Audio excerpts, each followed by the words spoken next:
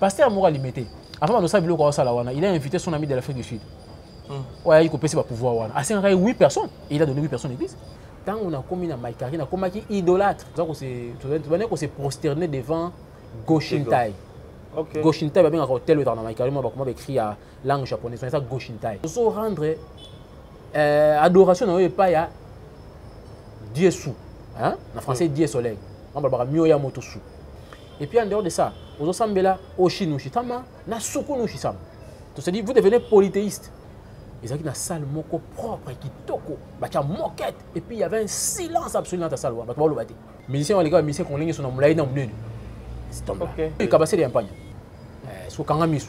Bon ça notre salut biso ba to salut na pesi combo nanga et pas pesi na combo na cabassé les pam beti ya salle prière et pas Dieu soleil a tourné à Fingabi. Puis je te transmettre la lumière de Dieu nabi je vous en prie. Avant dire kanga misu na kanga misu na kema boko nanga bo. Parce ici à salle Yoshi Zumali na fungoli misu. Maintenant qu'est-ce qu'il fallait? Énergie wana pesa kingai wana et koti na kati ntoto sa magazine ke ndoka bimaka na mutolo to bimaka na nis ndoka bimaka na mutute ndoka na mutu c'est un mystique mystère be basara système ya comme ça bien en 3 jours de mort on couche après ozongi le corps intérieur sort enveloppe charnelle ou etikali tant etikali et ça etiko pola hein da kufi ya police ko moni solo bimaka wana solo wana mutaku bembe to mpuka kufi mais solo zarati parce que solo ben ndani atira banzinzi mais quand maintenant la personne va retourner dans le corps solo wana va disparaître parce que solo wana est comme une menace spirituelle ndenge solo ben ndara banzinzi ndenge pe so nga sala disque na ko benda ba moi si ya wera son non pas ta la village na bango tous les biloko kuna voilà tout le monde ba position pendant comment c'est position et puis s'accroupit ils ont ma kamunango qu'on appelle la position mutatie le boko boya vandi boye mutu donc voilà ma position wana ya ndenge ni nezalaka oyo la sake oyo azamu tenga mbokuna eza il y en a plusieurs ils en a musicien moko chanteur moko il y a musique chrétienne soi-disant musique chrétienne parce que moi je ne les considère pas comme étant chanteur de musique chrétienne ndeko wana à côté école mode mystère loge mo bakina ba na États-Unis tout ça ba anglophone kuna okota ba mouvement na moni ba touchement ya bato bandeko moi ndanto pesa na mbote bo bato mba ba ngote okende apesi mbote bo yo soki boyesi mais ngana apesi mbote kana cheo boy moni geste o OK donc ni mouvement oyo ya pousse na nga wana boy déjà à partir ba mouvement so bakino ah o attends mutu ya kati ya boîte tout temps yo OK kuna na ngambo wana on te donne l'argent maintenant on t'oblige soit bimana maman na yo bimana sœur na yo comment homosexuel hein yo zu mobali mo gazio comme moi si yo pose mobali comme moi si puis os na moi si na yo landika gloire en contrepartie ba sali ni ba pesio ndako ba pesio bâtiment au église na yo combien grand so kongola la bandoki ba loka ote zwa bassin cha mai cha boye zwa bible cha boye soko zu bible na biki ko scandaliser ba tumsusu soko zu bible o cha bible na mutu ya mbetu pour protéger ndoki loka ote ça peut arriver aussi que protéger yo mais c'est de la magie. Oh, nandeni. Et ça magie. Parce que ça pratique Bible sengité. Bible sengité tout dans la foi et pas ensemble. Nzamba lingi to mythique entière mais pas to pesa avec confiance. Siko yo pesi nzambe confiance to pesi bu. Bon ba biga na ba photo ba pasteur na ba ya ba fiche même. Ah ba on la pratique d'ici car on a magie makate kaka ça là quoi. Imposer et ça pratique magique. Ba imposer on l'église de l'eau. La pratique d'ici car. Tika manasima. Et ça pratique ba tirer l'énergie. On tue les énergies par le derrière. Attends-moi aussi. Attends-moi, ça t'a mobali. Hein? Moi, notre père, voilà. Si on notre père qui est aussi Nasuka, c'est pas problème. Mais ce qu'on renversé en haut, étant un nombre de ça, nombre de jours, ça ça en haut, les diables, c'est-à-dire des morts au bimela dans une zone. Italie. Notre père, quand on monte à Kawana, et c'est un code nombre de fois, on peut s'arrêter parce que nous pratiquons, nombre de fois, on renverse au bani, on soit façon de matadicolo. Au moins, on a espoir au bimela dans ça. Bah plein au moins dans l'église, voilà. C'est le vivant et le mort. Bah cher, il y a l'église, il y a beaucoup bah cher l'église, il y a beaucoup de quoi. Ce qui a monté, bah au kunda, niama o attend la makila, mais attends en vie. Pourquoi le Seigneur que Seigneur montre comment moi on appelle ça, moi on sacrifie mon tête, puis ça biso d'intaba. Na sorcellerie, voilà magie. Voilà la sorcellerie mutaka mut. Ton ici bah drapeau l'église. Tout n'a pas pasteur wana. Drapeau Israël ça une église. Drapeau États-Unis. Notre drapeau États-Unis ils ont combien de bars? Ils ont combien de bars? 13 bars. Qui représente quoi? Les 13 premiers démons de l'enfer. Parce que moi, tu as des mots, il y a dit, symbole des États-Unis à Ekocha. Batou bataka. Ok, na Benin, ba ibisi yo bakata o mutu, après 3 jours bazongi ça ba musicien. Bobingi sama.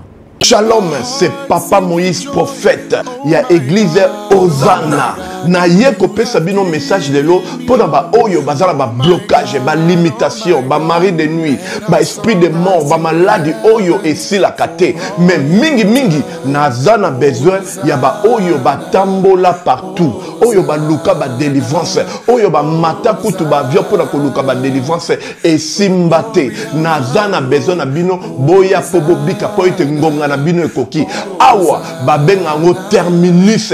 Awa ndezali sika ba démonio surtout basukaka moto moko na ya ate azwa délivrance ka bikate na ne salamate bangonio surtout babika avant kutu boya bofukama bosenga Saint-Esprit ala kisabino soki Papa Moïse azali ya ye ou bien ya yete ako répondre bino tout de suite bokota na YouTube bobeta Papa Moïse prophète TV boko mona ba témoignage ba belé oyo babika déjà oyo basala na kumisi nzambe ya Hosanna na kumisi nzambe Papa Moïse kwa bikisinga na malade estomac na banda ko souffrir mingi na estomac ezaki soke kanginga nazo lala te ezo sala pasi tina mukongo moto ezo bimangai kolia mate su pasi bablo musu kolia ngo très difficile depuis Papa Moïse abondela pona ngai nazo kimia nzambe Papa Moïse asalinga minene abikisinga na estomac na melaka lisu pantomètre te na bwaka ba pantomètre.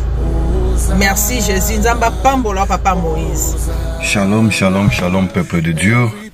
J'avais beaucoup de difficultés dans ma vie. Nazaki Moutaba Régé. Un peu partout là, où vous en contrat, où vous Moussala, après quelques temps, Kakaboye, Mkolo compagnie Yini ou Kabou, sans raison valable. D'ailleurs, au coup de prophète Moïse, le prophète Moïse est un homme de Dieu. Aza homme de Dieu, tout ça va aventure.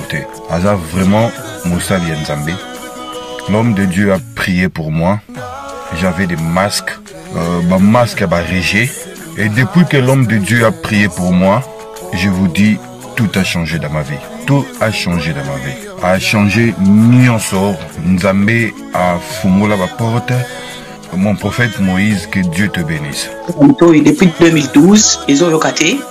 Ba docteur ba ibisanga ekoko yokati na kina ba deux rendez-vous na hôpital ya minene ba ibisanga ekoko yokati moyen pe basala opération pesati en tout cas ba na vanditi lelo na yoka na ngai te na lito na nga gauche mwana na yo komo na nani na yo ko lobi mwana na nga komo mwana na nga liboso komo na nani Marcel nazo na kangika lito yo kaka nazoko na oyo banda koyoka te ça veut dire que la yoki zambe ya ngai oh na pusi ku téléphone musika prophète my god nazo zela bino nyonso tout na moto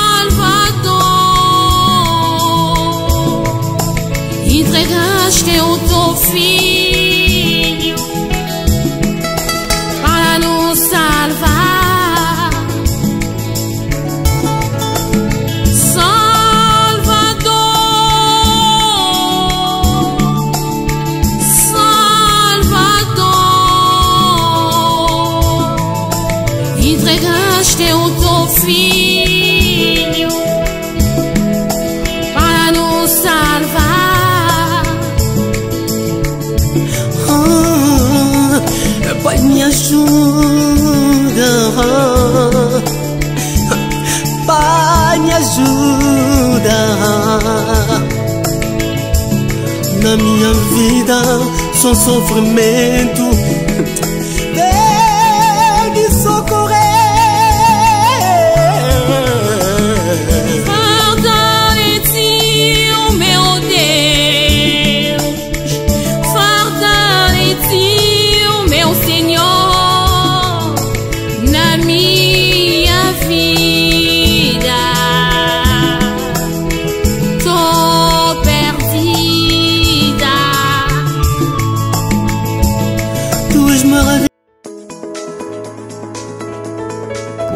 l'augmentation de la poitrine et des fessiers, utilisez la pommade Tozawatai.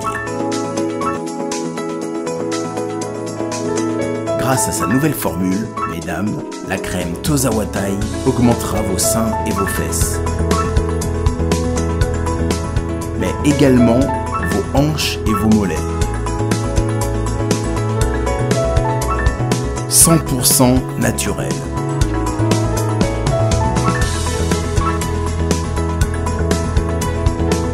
Cette pommade sera également efficace pour les hommes car elle augmentera et vous rallongera votre pénis.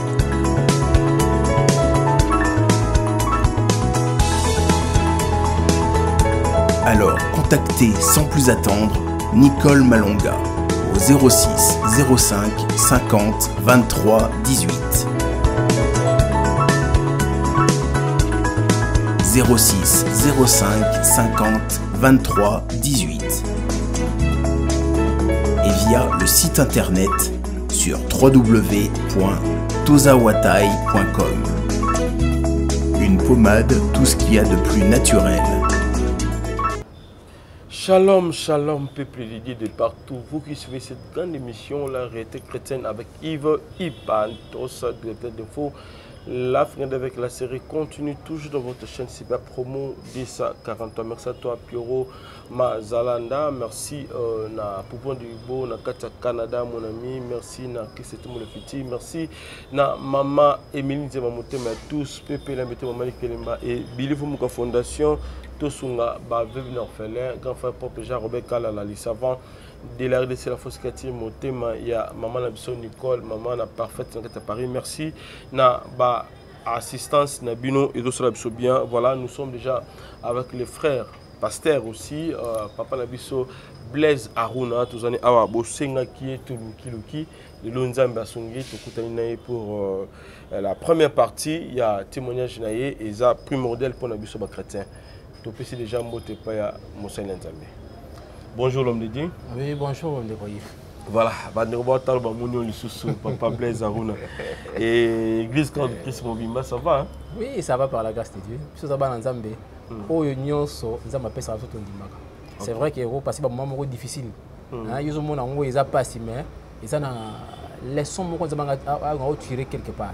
Peut-être que vous êtes égoïste, ils ont fait traverser un moment difficile aux Zangi.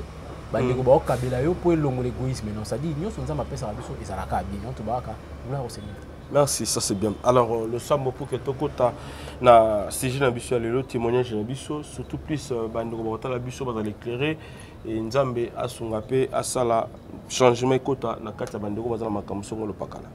To bondeli. Amen. Mo kelina likolo na se kolona biso Yesu Christo. Topesio merci.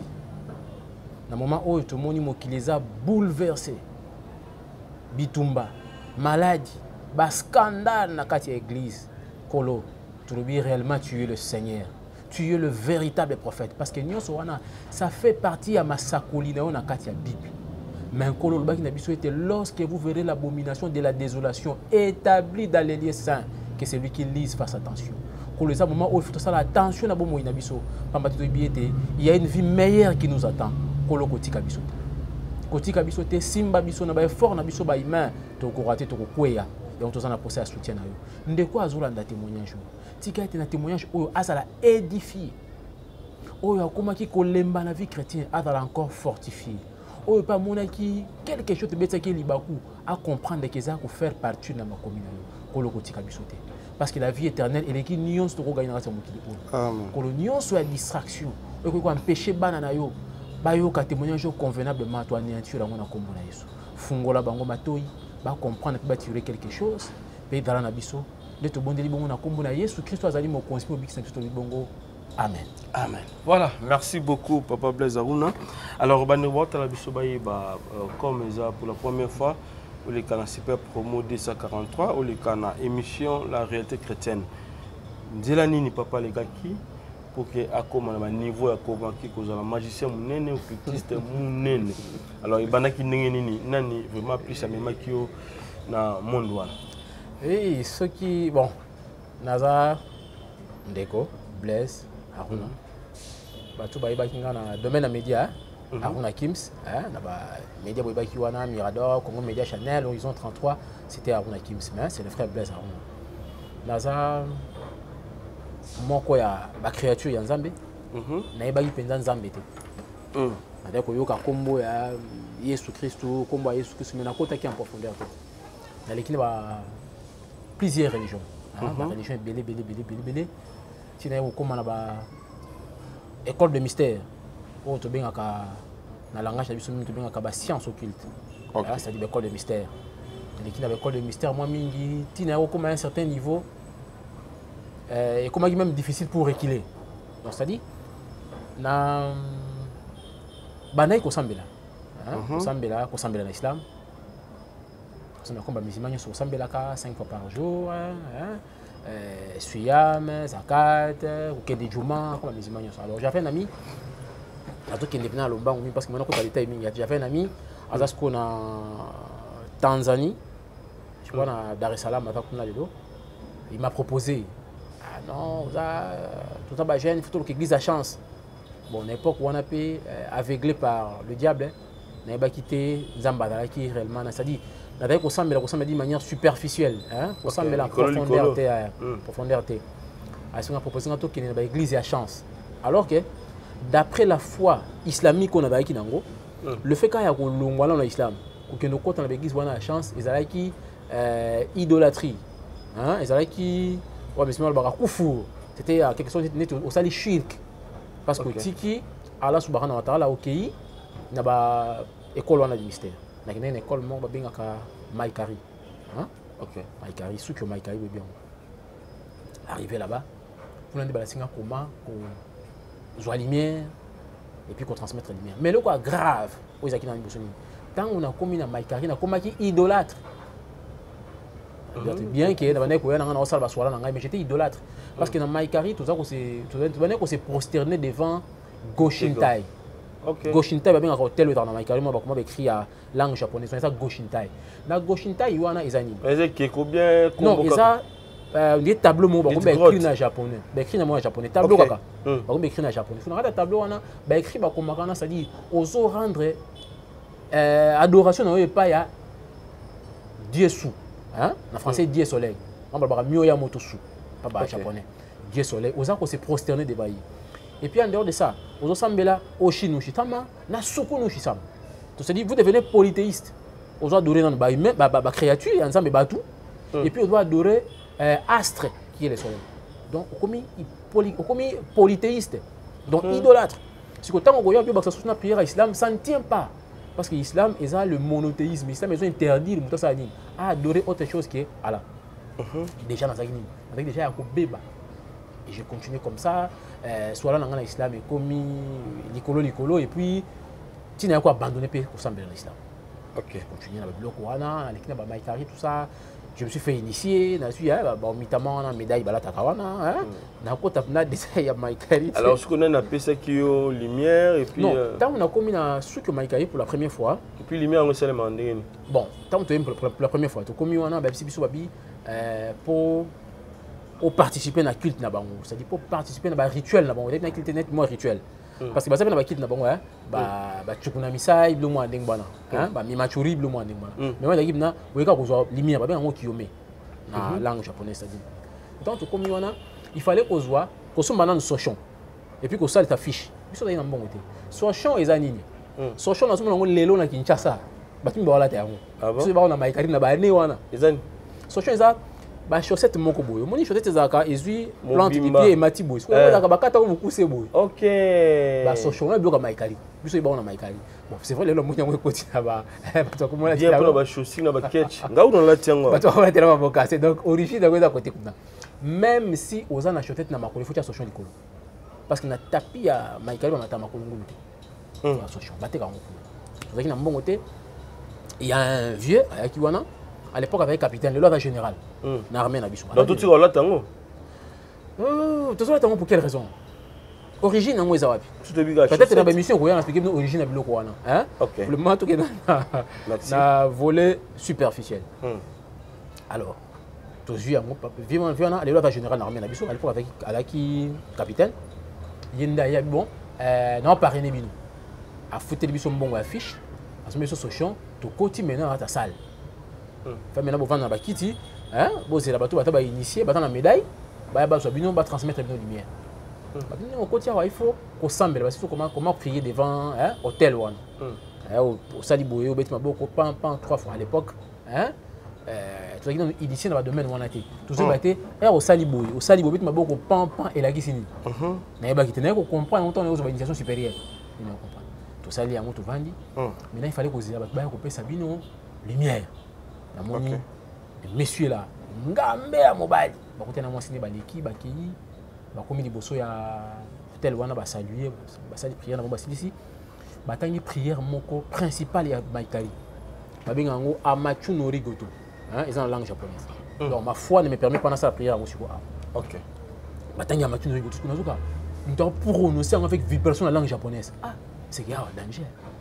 ils ont une salle moko propre qui toko ba cha moquette et puis il y avait un silence absolu dans ta salle ba to lo bati tant moi si ça y wana tu vends qui na bakiti c'est l'ordre d'arrivée moi si à type wana aya suis camarade nanga akina est-ce que vie wana yi ataki musicien ou bien musicien donc musicien les gars musicien qu'on ligne sur na mulai na munene c'est tombé OK ayi wana zinga yi to komi tu kuna tu ninga kombo na pesi ficha munye on la bébé kalipande comment pas tant kilo bébé bien sûr kabase de campagne OK les komoko est-ce que ya zinga yi ayi nanga nini kiti atali fiche nanga yi mutasika expliquer attends on peut so hein bon je transmets la lumière de Dieu voilà la lumière va faire ceci c'est là expliquer à moi brièvement c'est bon so kanga misu boso to saluer biso ba to saluer la pesi kombo nanga et pas pesa kombo na e kabase le pam beti ya salle prière et pas Dieu soleil à tourner à Fingabi puis je te transmettre la lumière de Dieu nabi je vous en prie avant dire kanga misu na kema boko nanga bo hein na kanga misu na se concentrer à wana évidemment ba signification biloko on a été so qui na connaissance dans ngo lelo na nga accepter OK parce que nous comprenons c'est-à-dire signification biloko wana nyonso na expliquer on a bien chose ya mais l'action non nini c'est pour de comme ça pas ensemble déjà mais ça na boya quand on fait ça et ça révérence la divinité moko ya ba divinité c'est-à-dire la divinité ça ba astre les amis pendant ensemble la Dieu soleil des ça starter bleu moi ne ba sala ka boy au kangi on s'est concentré à cet endroit ici l'endroit qui est situé entre les deux sourcils et la racine du nez. Place troisième œil, c'est la 10e porte aussi. Bon, ils ont même la porte des larmes. C'est-à-dire, ils ont côté sa énergie wana, ou ils ont transmettre wana. Alors côté ça maintenant au cœur de l'âme. C'est-à-dire, on dirait au livrer âme na yo, na divinité yo, bo sambela. C'est extrêmement grave. Donc on a tout quitté, on a accepté. On moni ata na ba religion mususu, ba zo kama futa ba chaka awa. J'ai fait même pasteur, ils ont consacré ba ministre de l'église na a touché bon awa. Bien aimé, c'est extrêmement dangereux. Et vous allez même lire de la Bible que la marque de la bête où est là au front. Na front toujours. Faites attention. On peut permettre de n'importe comment. Vraiment. C'est un terrain dangereux. À transmettre la lumière, on a pas PC à ici. Ah, on a gagné misu. Point 8.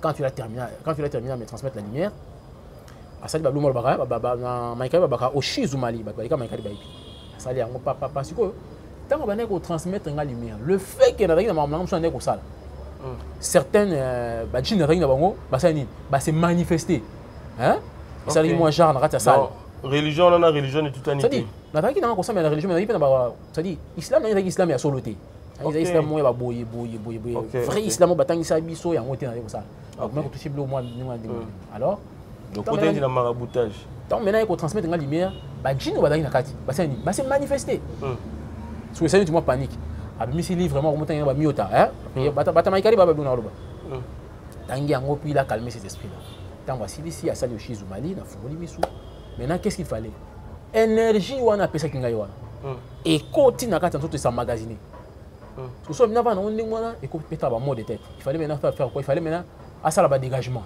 hein bata Maikari ba zoiba ba dégagement na ba kenda na ba point wana ce sont des chakras wana ko tanga ngota na yo ko yoga pa basiatique mais ba kesa ba chakra pour opérer chakra ba bien au chakra frontal maintenant comment toucher ba chakra ou ba point ou ba point 7 ba point 6 le moins nding mana kiti a été na nombril na mutolo na pesa lumière na mutolo pour que ba ndoki ba loka côté or quand naye koyokola maintenant comment sortir du corps naye koyeba ke ndoki abimaka na mutolo to abimaka na niso ndoki abimaka na mutu te mutu abimaka na mutu c'est un mystique.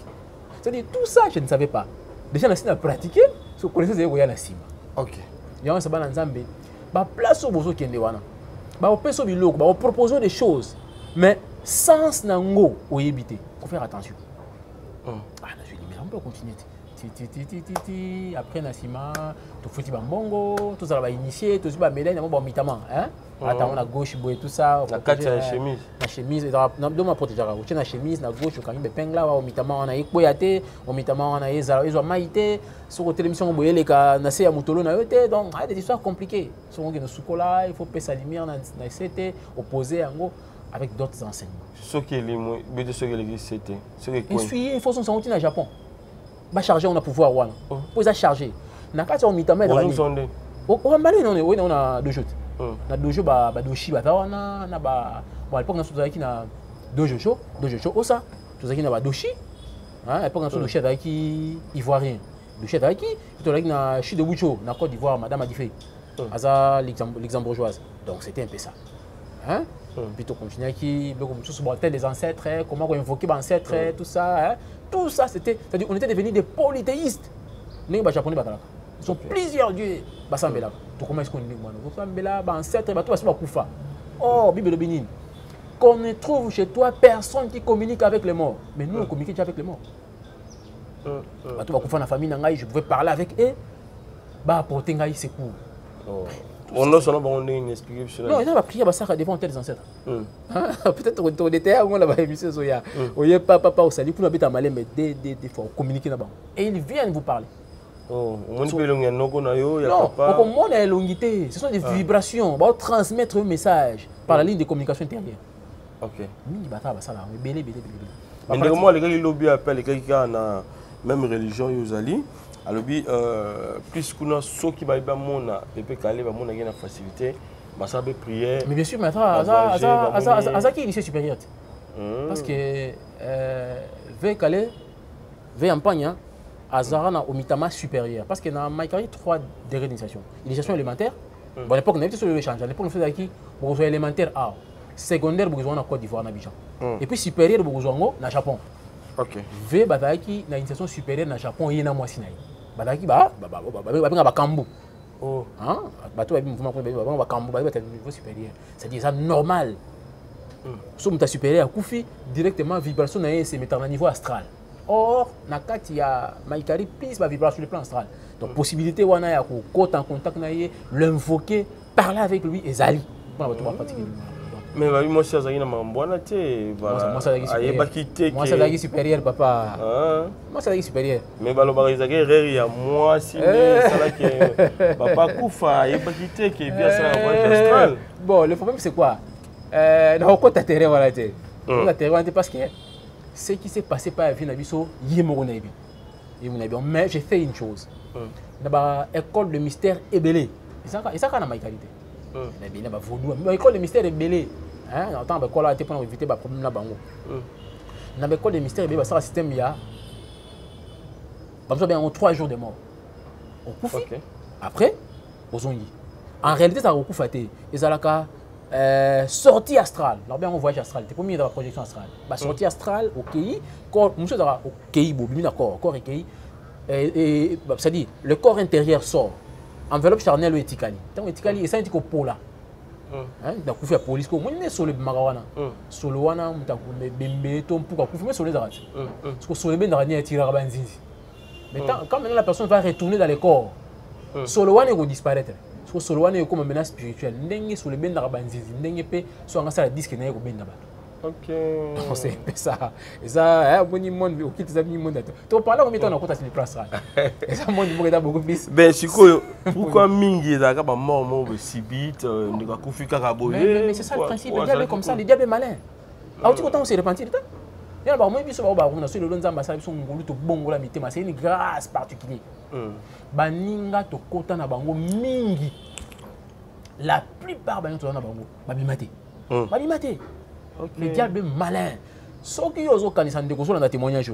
obité nakene côté frère na kendaki na koma na astral na osala boye na okoma riche na osala boye na boye na mona na koma mongo bena bongo la mutema tu te trompes ba oye ba déjà Satan ko lia yo avant kuto koma na stade wa ba musu bakata mutu mutu ne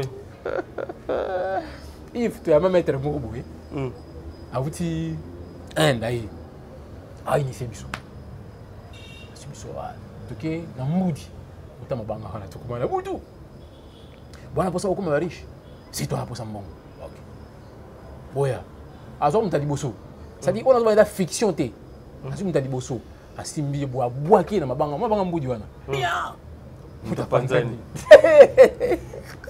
le suivant okibi to boy masa mso asigné akoyi yesu panzani kité akoyi ka bon après ça les prières batamba la muki ba masa na ti lelo bana mbongo na Kinshasa ba moi ki ba poto ba yemba bango sinon so ba bozola nango yebi donc c'était ça ça dit à ça une illusion ya kokufa en réalité ba kokufa ki tezaki illusion de comprendre tant tout ça c'est likolo et ça illusion mais le problème c'est quoi on permet à votre esprit de sortir du corps et comme on a dit frère ba plan infernal pour nande au contacter un génie ouais quoi ça ni amuta molana ya moyen ba call des mystères surtout call zo boma église lelo et bomi église na biso lelo ba ça la on fait oui bah tu vois livre nous le secret bah bête on dit tout oui non bon ça après bah là ça yo comme il y avait tout le mabo lorsque la personne a quitté wana son esprit est que dans la astral na plan astral bah plan infernal c'est alors qu'il va retourner avec un génie hein tout le monde bien un démon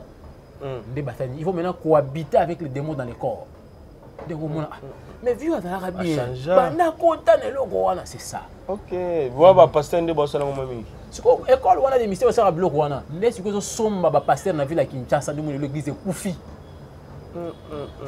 balingi te biso ba runa on so mekolo ba keno eta mabe bakanga munoko yango mini de quoi changer même vu ande ko kabela famille te la naba to na keno azala ki lien na école de dimanche il a école ba intercession ba ngomba mata ba ngomba tant ka ba kotine loko wana c'est fini. La dynamique est partie, il est resté seulement avec la mécanique. Donc l'église est commis boyé, l'église est koufi. Mais tout ça nous dit parce que ça fait partie de la prophétie à Matthieu 24. Abi, il y aura des faux Christ. Alors il y aura des faux Jésus. Abi, il y aura des faux Christ. Or Christ, c'est l'onction, c'est celui qui est loin. Donc c'est-à-dire il y aura deux serviteurs. Bah on va en onction, mais onction diabolique. Voilà. Ça va miracle n'est pas sur le lobby. Bah ça la nuance, bah ça bah prodige. Mais origine na réanine et ça la diabolique. Mais le coup appelle Satan en malin. Ce qu'on ça là yo. Hein? Toi ça va tout comme ça là. Il y a un scandale dans ce monde. On va peut-être en parler après. Voilà. Tout ça là la témoignage de biso nous.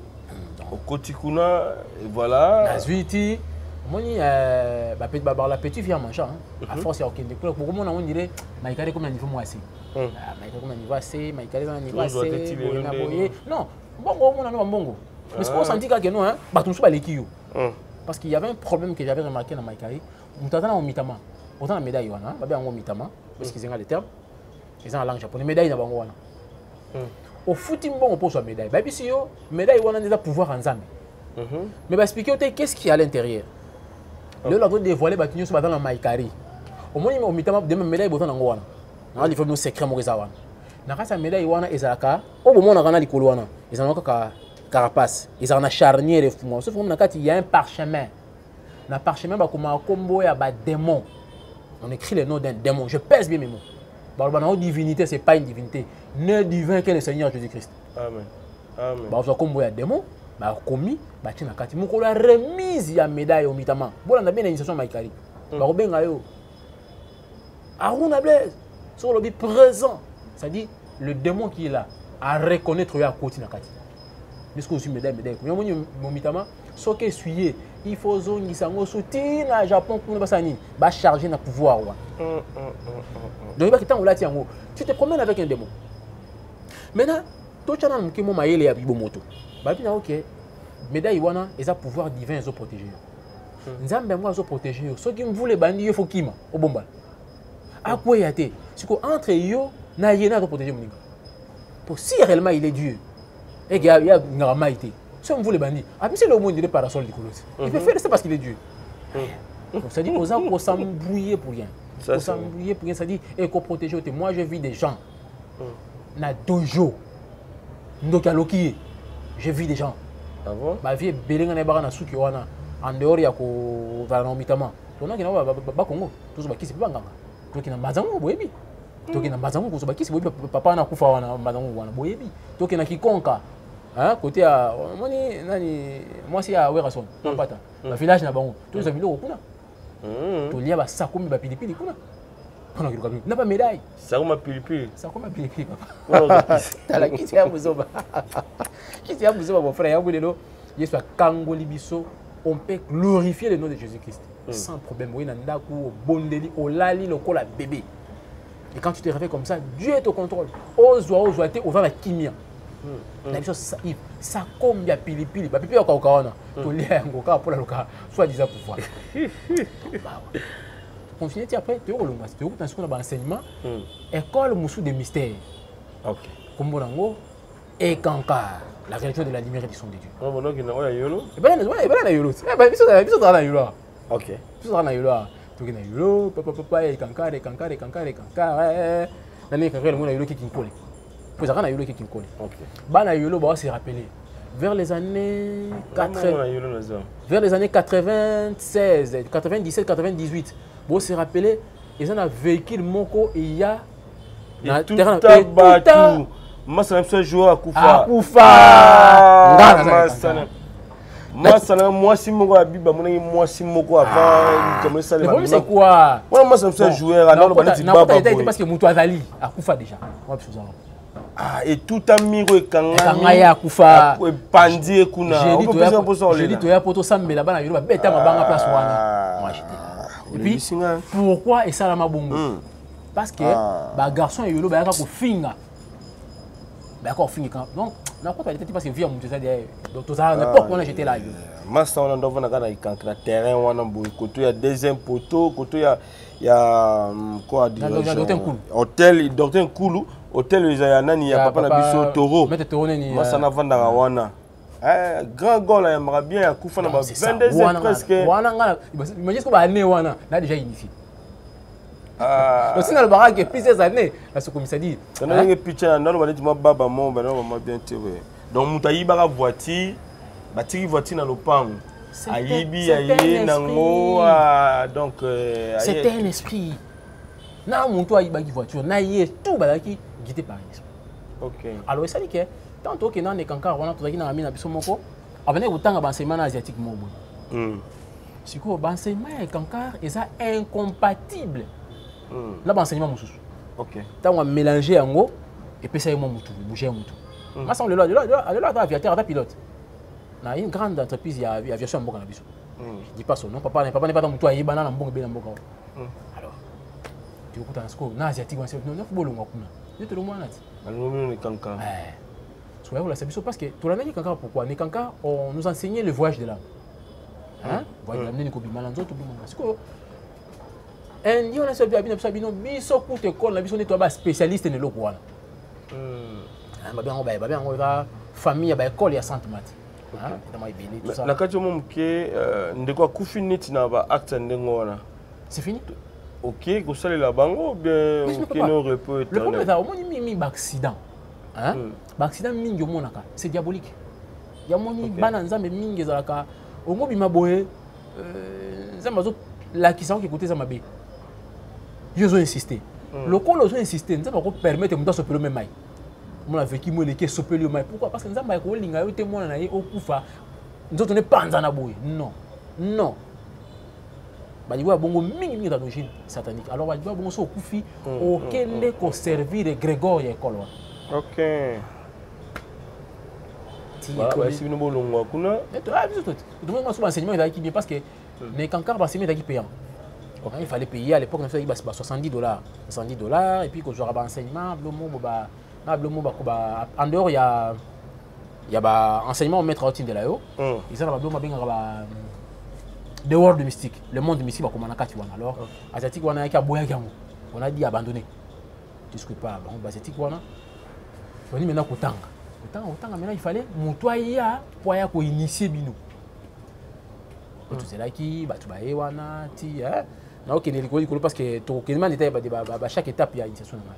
Maintenant on une école de mystère où on avait maintenant la possibilité ça ni il y a bimaka na nzoto bah expliquer biso on avait une véritable école bah expliquer c'est quoi les chakras pour nini énergie ya mutefanda kawapi au ezanini tout ça bah expliquer tout la numérologie bah nombre bah chiffres bah lettres bah symboles bah partie ya mutu tout ça ce qu'on attaquer mutu attaquer partie nini quelles sont les parties sensibles ce qu'on là li partie ni ko exposer té comment dormir hein je expliquer biso un peu comment ndam tout dans le monde détail déchiffrement et ça le manding bah chiffre nini oui, c'est mystérieux. Bon, bah chiffre à Satan et Zali. Non, peut-être un chiffre mon quoi diable. Chiffre mon quoi diable, c'est la ramingi. C'est quoi? Et donc on est trompé parmi balanzambi. Sur le chiffre 9. Ah bon? 9 est un chiffre à diable. Pourquoi? Parce que 9 est un chiffre invariable. 9 est un chiffre mon quoi invariable. Ce qu'aujourd'hui, la Bible, la Bible marque des années. 6, 6, bon. 666. Aujourd'hui 6 plus 6 est sur combien? 12. Plus 6 est sur 18. 18 comment 1 à 8. 1 plus 8 ça dit combien? Ça dit 9. Ok. Donc tout ça symbolisé dans le chiffre 9. Chiffre 9 c'est une multiplication. Au moins il y a un chiffre invariable. Ok. 9 fois 1 ça vous donne 9. 9 fois 2 18. 2 plus 7 ça fait combien? 9. Au point OK. Il y a un moment tant on calculer poids mystique il y a on sait la mutuelle comme on va envoûter on loka mutu pour nous loka mutu envoûtement à distance pour étant envoûtement comme ça à partir à photo mutu pourquoi envoûter mutu à partir à photo nous pourquoi envoûter mutu à partir à combo na yi mais sinon poste nom prénom on va calculer en gros et couper ça poids mystique na poids mystique wana so moni poids mystique na ezo bala na te na poids mystique ndeni ça dit vibration ya nzoto ya mutu par rapport na dimension spirituelle. On a bien un point mystique à mutu. Ce qui chiffre est supérieur à 17. Au sein de sous bah calculer musu. Mais sur les inférieurs à 17 au bimisi on calculer mais à partir de ce chiffre on a point mystique wana tu peux appeler l'esprit de la personne. Parce que nous avons nata aruna. Moi je dans nzambe té. OK. Non, je dis ceci, nata aruna. Mais na tout spirituellement je ne m'appelle pas aruna. Mon esprit ne s'appelle pas aruna. C'est le corps physique qui s'appelle aruna. Si vous prenez un combo, il y a esprit wana, bah ça la recours na biloko wana. Maintenant bah ya ko benga, mais c'est lui qui a Dieu, c'est-à-dire nazo ba mutu akena église té. Hein? Nazo ba mutu akena église, pas akena église, ba ko lokana bango yo. C'est lui qui a le Saint-Esprit en soi. C'est-à-dire mutu yo, c'est ça qui est Christ a vanda zo konza bo moina yi. Lorsqu'on vient pour appeler l'esprit de la personne, l'esprit répond de té. Okay. On va ressentir ma vibration positive à Christ. Et qu'est-ce qu'il va faire le magicien? Il va lâcher. Le problème, ce n'est pas aller à l'église. Aller à l'église pour écouter la parole, pour prier, pour communier. Mais la chose la plus importante, c'est quoi? Et ça, zala na communion dans Zambé, zala na molimo santo. C'est ce qui compte. Le tout le monde en route. Bah église, et comme on dirait, bah club. Et comme on dirait, bah. Quand on a bien un shop, et là, bah église, le pasteur vient le matin, je dois pas te kabilo qu'on a, bah il peut jouer à caramo. Il m'a fait l'église, il n'est pas concentré, il ne prie pas. Molimo santo lobélé l'autre côté, il vient juste pour faire la religion. Ouana, mon frère, rassurez-vous qu'il y a un bah au critique, va manipuler. Mais c'est lui qui a le Saint-Esprit. Asibino et les kakaté. Au différence de Rani. Oui, quand il faut regarder, moi surtout, on dit surtout, et surtout au coin de Kinshasa Kalidaka, ceux qui matangeza, bon qui n'est pas quoi, donc aussi pneu, botumbi. Moi je suis botumbi pneu. Avant, comme on a flamme à moto, on sent la chaleur moko boy. Couche-moi chaleur en panzi wana. C'est ça la vie de celui qui a le Saint-Esprit. Lorsque bazoya pour ba ko na butu ba kuta couche wana atmosphère wana ya chaleur ba toucher ote. Yango moni dans l'occultisme, même dans la magie. So moi qui muto assemble la baluka nini. D'abord éteindre le feu du Saint-Esprit. Ce qui va éteindre le feu du Saint-Esprit, tu es vaincu. Est-ce que ça nini ba ouais ba ni ko manipuler. Yango moni ce qui se passe aujourd'hui à l'église. Des scandales, des choses incroyables. Pourquoi? Pour attrister Bananzaba que noir. Quand tu fais ça, tu attristes le Saint-Esprit, monte au coup fini de joyau. Ok. Donc c'est ça la technique. Donc, bah chiffre on a bah ça là. Ok. Alors on a appris ça et pas asiatique, on dit que là maintenant. Alors c'est biso comment maintenant que ça là sorti hors du corps. Voilà, toi qui est dans la position P. Voilà, tout le monde a une position. Pendant que c'est une position, et puis ça croupit, et dans la makamunango, qu'on appelle la position mutaté, le bogo ya vandi boye, donc voilà. La position, il y a une dingue qui est là, où est là, ça qui est, où est là, bon, la posture, il y en a plusieurs. Il y en a musicien moko, chanteur moko. Il y a musique chrétienne, soi-disant musique chrétienne. Parce que moi, je ne les considère pas comme étant chanteur de musique chrétienne. Nebsara Batunabi, Negoana à côté, école mode mystère, logement qui n'a pas aux États-Unis, tout ça, anglophone, qu'on a côté un mouvement. J'avais dit ça. Bandegomi Baboya, pour battre la modèle de Kwaimba Kanabi, il y a des signes qui ne trompent pas. Dans mon avis, je l'ai observé à plusieurs reprises, dans ma posture, mais tant que ça la clip, il a confirmé qu'il y a un loge. C'est-à-dire, au moins, il m'a dit que ça n'a pas été. Non, ça dit. Tant qu'on a les clips, il y a namoni ba touchement ya bato bandeko wana mona to pesa na mbote boy bato mba ba ngote okende opesi mbote boy yeso ki boy menga na pesa mbote kana cheo boy moni geste o OK donc ni mouvement o ya pousse na nga wana boy déjà à partir ba mouvement so ba keno o adam mutu ya kati ya boîte amta confrère so yebi ngote o yeba ngote Santé nationale puissante chez Dr Cathy Munga. Comment on a sœur Cathy Munga, nazali naturothérapeute, nazali kosura bandeko bazali na bokomi ndenge na ndenge au moyen de plantes naturelles. Bandeko bazana ba problème ya ba hémorroïdes interne tout comme externe, infection urinaire, prostate, azoospermie, obota ezalité, rhumatisme, nerf sciatique, gouttes, règles douloureuses, glaucome, vision floue, motupa si intense, sinusite, awa nazana kati ya laboratoire.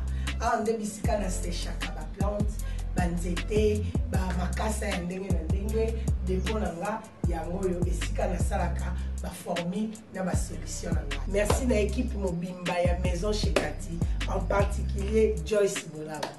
Shalom, shalom à vous les enfants de Dieu. Na Pesibinombote na Kombo na Yesu, c'est bien moi votre frère, le pasteur Israël Nash. Je vous salue au nom de Jésus. Je suis précisément à Kinshasa. Naza responsable ya Ophelina, Jésus est mon papa. Na ye liboso na bino pour na représenter bino bana o bozomona na bilili pe ba difficulté tozanango. Na bandaki musala o ça fait longtemps ya koboko la bana selon ainsi dit l'Éternel. Mais ba difficulté ezamingi, difficulté ya loyer parce que tozo foutela et puis difficulté au foot la bana minerval pour to chute au bandaki. To pesa qui avance mais tikali ndambo. Nazo banga ke bana oyo bakata classe bakoma nango na sukate. C'est pour cela Dieu m'a mis au cœur na lancé message oyo na batu nyonso ya motema malamu basunga bana oyo bozomona na bilili. Bana oyo bozomona na bilili ndambo na juna rond-point Ngaba, ndambo Victoire, ndambo Limité et puis ndambo l'état pesingai. Pona bande kolanga nyonso ba congolais bobi ba réalité nini to passer nango na mboka. Soki nga simple individu na ndimi kozwa bana oyo na bokola na ainsi dit l'Éternel. Ce qui l'État s'est décidé, tout le monde a sous fazer na zelate. C'est difficile, il y a aussi ngonga moko. C'est pour ça que lancé appel na bana nyoso nzambe pour na classe ya bana oyo, pour na loyer na bango, kolata pe kolia na bango. Na osenga na batu nyoso baza cœur sensible, pe baza na motema ko sunga ba sunga biso pe ba salisa biso. Toza na commune ya Kalamu, quartier Kauka, référence ya monene tukanga na université Kimbangiste, avenue comme on a Marin, le numéro 16. Le numéro de téléphone à Bisso pour na bateau balingi ba contacter Bisso pour na ba détail mon sousou. Ils a plus 243 89 72 32 229. So quand il se salue, on est ça mouvement. Si on arrête à clip en écoana. Bazo simba mutu maboko awa ba sali mouvement. Il a transmis le message. C'est-à-dire chaque posture a une signification. OK. Il y a un moyen de yoga, il y avait plusieurs postures. Mais la posture idéale pour combattre sa pouvoir, c'est aussi ma kolo kangi, aussi ma beaucoup na matisi angum. Soumission totale à la divinité qu'on adore. Et puis au matisi on dit comment ça maintenant pouvoir on a kundalini. Kundalini c'est pouvoir moko evandaka. Une place colonne vertébrale les autres na quoi bassin. Na sewa. Evandaka on les a dit nyoka, des serpents. Sur tellement sur le plan spirituel, on a une forme à serpent. que mataka ozo méditer vibration zo kota hein ba mso ba bandeli au senti ba courant sensoriel on dit tout ningana et bandi ko mata ti e comme à niveau ya chakra frontal n'est alors troisième œil fou c'est-à-dire chaque posture de ça nina ya moni misima tango sambela atanga position. OK. Dans le mouvement musical qui te peut battre la position, c'est chaque position est appropriée pour former telle la prière aussi. OK. Bon quand makolo. Quand makolo. Mais moi patron ça patron. Mi avant na boyer. Mi ma boyer. Quand makolo sikoyo, soko zilo na domaine occulte. Soko le kola gauche matili kolo. Mingi na quand makolo na ye. Matili droite. Et matili droite. Na quand makolo na ye, c'est que ça mutu ya voix gauche. Parce que moi dans astral la voie gauche, la voie droite et la voie du juste milieu. OK. Hein, ça dit pour simplifier en gros, il y a la magie noire, la magie blanche et puis la voie du juste milieu. Ça dit dans Maïkari, c'est la gauche, c'est la voie gauche. Monsieur yo eza PPD, so même ndoko matami. Non, le problème c'est quoi? Ba bien comment on a PPD yo sona et ça ba conséquence, il y a ce qu'il a fait. OK. Vous comprenez? Ni tout le monde le bandeko. Pasteur a dit bon dans l'église amati bangomba brégiser matati ba mon chéri yaka soko na ordre na biso to pesa mbon to pesa car. To pesa mbon to pesa car. Maintenant pour que malédiction, c'est dit pour que pouvoir occulter ça la bien pas na il faut la salle. Il faut la salle parce que le diable fait quoi? Il vous place dans une situation de malédiction. Où il a qu'un zamba ko toucher souté. Pour y opérer comme maître absolu. Néanmoins ba otindro nini comme homosexuel. OK. Vous comprenez? Ils ont pratiqué un zamba boy, Dieu appelle ça l'abomination. Tout le temps on te donne l'argent, maintenant on t'oblige. Soit bimana maman na yo, bimana sœur na yo, comme homosexuel, hein, yo zu mobile mo gazio comme moi si yo pose mobile comme moi si, puis on moi si na yo. Ça dit on vous place dans une situation de ça dit on commet une abomination devant Dieu. Parce que si on commet un état wana, prière et ça soit exaucé par Nzambe. C'est ce qu'on fait avec beaucoup de soi-disant serviteurs de Dieu. Dieu l'a dit à la gloire. En contrepartie, bah ça ni. Bah péché ndaku, bah péché au bâtiment, au église là. Yo, combien grand. Je connais même un pasteur dans la ville de Kinshasa. Il est à une église à Tchatchabatu. Il y a comment, je ne sais pas comment appeler ça. Parce que ça, la Bible dit non, comment grand, avec tout malade, moi, tu as commis quitter ça, tu as la cour, tu bois, son travail c'est de recruter les jeunes serviteurs bakota dans le mouvement mystique. Tu as un bébé ça, bah chez les bébés. Mon frère, toi tu penses Satan peut se le faire. Situation où il y a côté le serviteur de Dieu. Jésus pas écouter en ango. Il s'est retrouvé devant Satan. Alors qui c'est le monde et la gloire. Je te donnerai tout ça si tu te prosternes et m'adores. C'est-à-dire le diable est prêt. Il a vider compte naïe pour l'adoration ya mutu pas. Or ce qu'on a dit bien, et là, Satan lingaka makasi, c'est l'adoration, qu'on l'adore comme on adore Dieu. Nous avons maintenant fait ça. Maintenant qu'on s'infiltre dans l'église chrétienne pour que mon toit soit une église, croyant qu'il adore Dieu, or il adore le diable. Alors le col à droite. Le col à droite, et ça dans l'école de mystère, c'est-à-dire, ils ont représenté le pouvoir, il y a magie blanche. Or, la magie blanche et la magie noire, ils ont le moko. Je pense que c'est la intention. OK. On appelle ça un exemple. Donc, il y a un lokayo.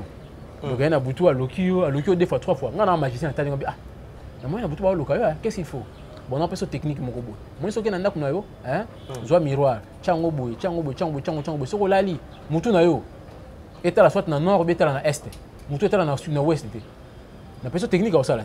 Et puis, il là, sous là, ça là, exercice à souffler. Et bien là. 3 fois, bon, il a expliqué au lali. Donc, il y a le logo sous. Retour. C'est de la magie. Mais la magie blanche, c'est quoi? Pourquoi magie blanche? Parce que, épaisseur soi-disant résultat positif. Or, le résultat n'est pas positif en soi. Parce qu'il y a un retour au foot. Donc, la différence, c'est la grande intention. La magie reste la magie. C'est la magie. Si vous voulez, voilà, il y a un peu de sabat. Il y a un peu qui vont gâter. Et ça, magie, mon frère. C'est le moment où tu es là, tu vas dire non, moni. Ce Congo là, la bande qui va le côté, zoa bassin, chamaï, chaboye, zoa Bible, chaboye. Soko zu Bible. Na dit que ce qu'on a dit, tu me soucies. Soko zu Bible. Au chez Bible, na mutu ya metu. Pour protéger le côté, ça peut arriver aussi que protéger. Mais c'est de la magie. Oh, nandeni. Et ça magie. Parce que ça pratique Bible sécurité. Bible sécurité tout dans la foi et pas ensemble. Nzambe alingi to mitika entière mais pas to pesa confiance. Siko yo pesi nzambe confiance to pesi bu. Bon ba ba bika na ba photo ba pasteur na ba ya ba fiche même. Ah ba on la pratique d'ici car wana magie makate kaka ça la ko. Kene na mu se kankaro ko ba cha photo mettre na ba. Photo wana mettre sur fa devant yango kanyi misoni ko se concentrer. Tu peux parler avec la photo mais on la pratique d'ici car. Mais ce que ça ni ba imposer et ça pratique magique.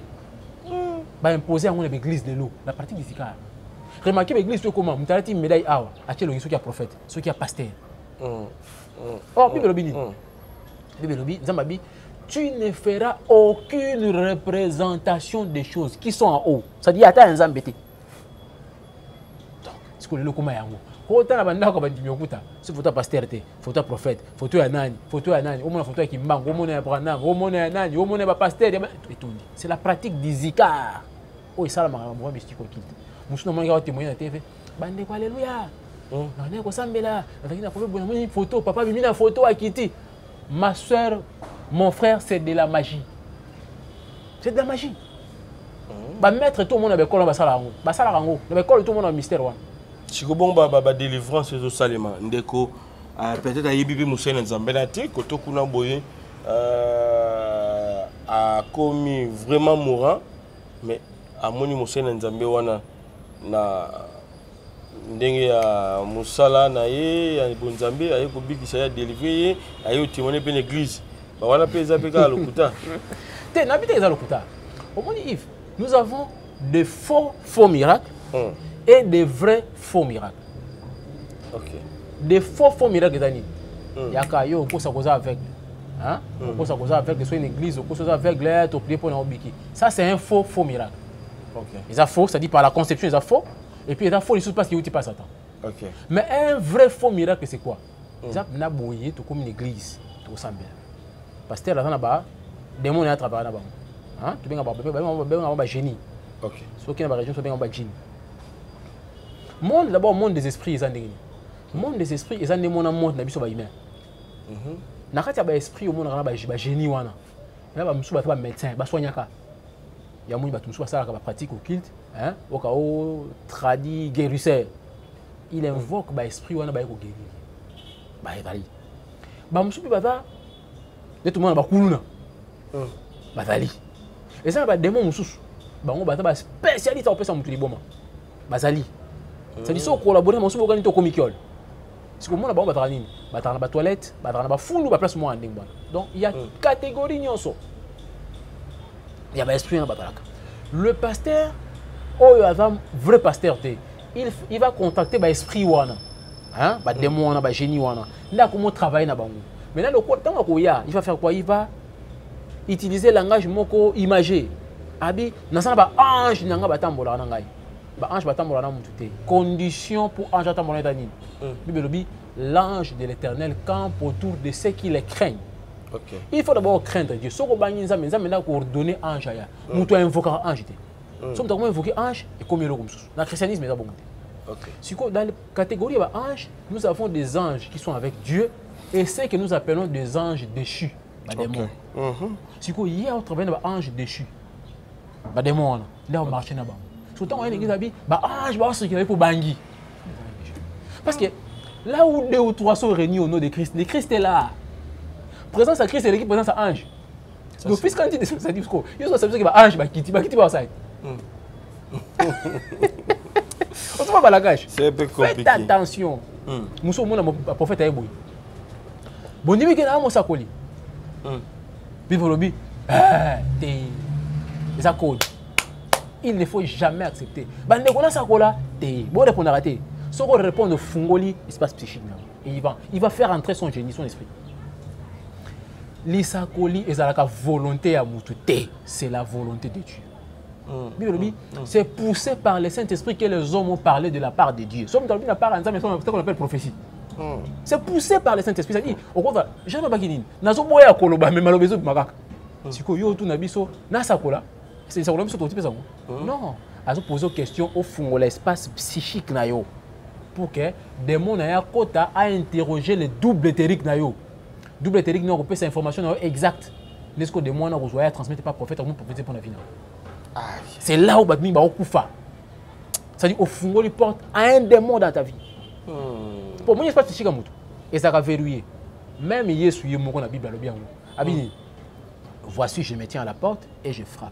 Si quelqu'un d'autre si quelqu'un entend ma voix et ouvre la porte, j'entrerai.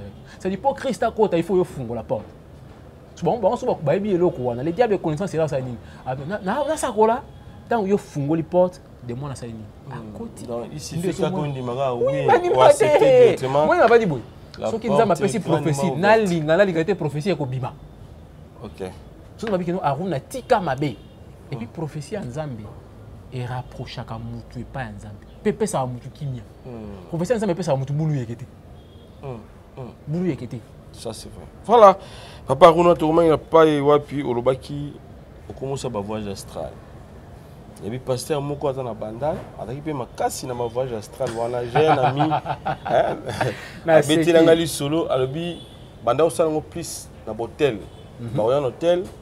Ba futi mbongo na bango ba koti bango balé na pasteur wana bango ba bika ke batu balali kuna ba bloquer na kati ba sengi pe biloko kolia na komela ba kolia na bango ngoti basika batie na kati ba kangi ba osa ba voyage astral na bango tamusu bakina bango Europe ba ketambola na bango ba seiso makambo na bango ko sala ti ba kozonga abiya mabeza la plus au voyager soki batu ba ko fungola porte bakuti bino na position ba mona ndi ba wey tant ba ko simba boye beaucoup plus solo je sais pas na ngamu na yo e ba ne ko sali bandenge nini et puis ozwaki abi pesa na code albaka pesa na code moko boye code là et hier ezwaki code ya été même pas défisé code na préféré tout ça là toute une émission sur sortir du corps na expliquer bino banda ka ndenge nini parce que ko bimana nzoto za ba forme belé hein et ça expérience hors du corps qui est autre chose. Il y a ce qu'on appelle la projection astrale, ils appellent le Rumsusu, et le voyage de l'âme, ils appellent le Rumsusu. Pourquoi on bimana nzoto? Na ko bimana nzoto ah. Na se retrouver na bandal. Voilà ça du voyage astral. Ah. Voilà ça dit sortir hors du corps.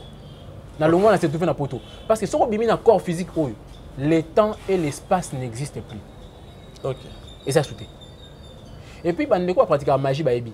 Pour qu'on soit en contact avec une divinité, avec un génie, avec un démon. Et ça va procéder rebelle à ça là, banda boye, invoquer boye boye. Mais une fois que tu as un démon na boye, hein? Procédure là nous c'est koufi. Après ce qu'on code naïe. OK. Les gens n'ont pas boye, hein? Si je veux invoquer le diable, mon frère, n'a ça même pas 10 minutes. Même pas 10 minutes. Pas répondre. Il va répondre et puis comment il n'a pas bien là. Et puis comment il a combien? Je sais comment les codes. Dans la position, je fais quoi? Il répond directement. C'est-à-dire code va tout ça, toute une émission sur sortie du corps. Hein? Quelles sont les choses à éviter? Mais bandeko, nani bo retenir les locaux. C'est un jeu dangereux. Et belé basala yango bazonga te. Parce que na tu ba noake. Nakati ya monde ya ba génie. Baza na catégorie nyonso, baza pe na ba kuluna. Baza pe na ba policier. Ya moins dans la sorcellerie, so ba va attaquer you. Hein? Bazo na pas bunche le moko boy. Tu auras tendance à rêver que baso ba l'amener na butu. Ça dit na expliquer le monde des esprits, hein, na émission moko bien là bon. Mais ben on que voyage, le pasteur le zol barona. Avant la master na mo pas pasteur. Master na bo se rappelle, master va dire hein? Bon, on appelle ça comme un 10 mois. On a dit mon nene. À Koufat. OK. Ou bien au fané. À ça la sortir du corps. Hein, mon manifestation, t'es na mega à Keboya Bimi. Il y a une bande qui tient ça. Bande qui tient ça. Et t'as qui n'a RDCT. À Bimi, à ça ils sont sortis du côté du corps. Comme ils mélangent tout wana. Ba ko retenir les prisonniers. Tout ça bisona no comment qui en ndengeni. On expliquer hein, na plan astral, tout beaucoup tani ba mona na ndengeni, on expliquer peut-être prochainement. Là qui n'a qu'on en un mot ba qu'on a comme prisonnier eh ben ndeko ba eboye ba ki en hôpital oh so ba ki en hôpital c'est fini ozonga parce que tant obimi pour na ya ozonga so ki nzoto ezui ba position musu ande ya oyo tikaki c'est à dire ça na ba angle hein o da boye ba li boye ozonga mais ça ba angle mo so ka ba ki na angle wana c'est fini so ko yeboye au frôler so va changer mutu Non, mon tout karaté. Bon, ça va en parce que nous sommes bon na palin, donc il y a buto qui bouger ba kufi na linga parce qu'il va commettre la faute. Mais ça fait comme on ndoki. Ndoki pe kawana. Mais quand so tient angle moi c'est fini. Faut na sando ikana ya kufati. Mais na ko sala ngote parce que na mwana nzambe. Il faut na prêcher évangile. On peut y bana bani ko sala musala nzambe oyo. Bandoki be bon imité. Ah bon? Il est plissé. Il y en a à chaque fois. Pasteur. Kozwa mwana te parce que andoki obwaka été. Kolongola lianzi. Et ça passe que kolongola kindoki pas moto. Et si la rana. C'est facile. Facile. Kindoki. Et c'est bien sûr ma position moi. Tous les moments les présidents batu musu bazo nyoko la batu na famille. Des fois bandaki kolia batu. Azolia magabatu. Mais si autant tu tirer pétant moula et je me suis accueilli tu rebalancer peu boy. Bible le dit tu ne tueras point. Nzamba suki wana la loi est carrée. Tu vois to bomiete. Mais so azongita ça. Azongita profite. Wana to bomiete. Wana to semi uta kene ko kasi ça sou bata ko ya beso sisi sou bata. Il y a des choses dans le bana bana nzambe. Hein? Donc yo bomate na kisi ni so majo. Mais on pratiquer imaginer ko bomate. Na kena l'église mona na Bible. Imagine ba bengi yo hein. Ultima tongi ba bengi yo ki ndela Bible. Côté ngo ki tiswa moto. Mais là-bas, il y a des sorciers qui se sont répandus. Bah, il faut y avoir un l'amour. Nabaraboui, bilo komi balé. Oh, yo moi nanzamba ko sa te devant un sorcier. Un, ne pas avoir peur du sorcier. Ko banga ando kité. So bang de que ça derrière grave. Et so nyomoni position ni ko kima. Okanga yo. Atu no kima ni. C'est ko za mutu mabe. OK. So ko so banga ando ki. O pesier pouvoir les colons na yo. Nda ko lia yo. Deuxième élément, il ne faut pas haïr le son qui va réalité. Pourquoi? La peur, la haine, et ça va armer un diable. Si on a un diable, va armer un gagner. Ils ont dit Ukraine, hein? Mon Ukraine. Avec une ancienne IRSS. Avec une ancienne IRSS. La construction est en Ukraine, moi, on est à Baris. La armée est formée par les Russes. Sur les lois, le moins va Baris. Est-ce qu'il a dit? Au moins, dans ça, compte ça, alors que maintenant, l'armée, les Anglais, les Français, les Américains, c'est comme ça avec le diable.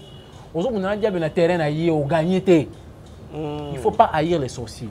Il y a beaucoup de versets dans la Bible où Christ va dire n'ayez pas peur, n'ayez pas peur, n'ayez pas peur.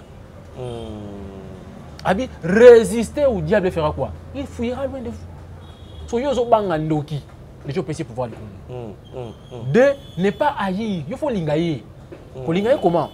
Habiter au Kenya, comité pas ndoki. Non, tu ne feras pas ça. Olinga comment? Nzambe. Oh, il y a un frère Nabiso. T'as l'année Satan à côté de ta vie, Nzambe Nabiso, Nzambe Nabiso. Au moins, le fait déjà de prier pour quelqu'un, c'est l'amour. Le fait déjà de gêner pour quelqu'un, c'est l'amour. Il y a un qui est gêné, il y a un raté. Oh, demande à l'église. Moi, je suis un ndoki, mais pas la biso à la masque.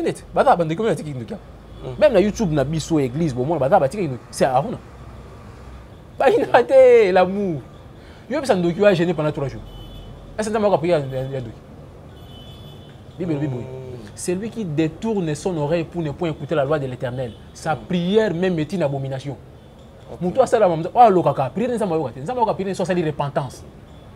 Est-ce que je sais ça?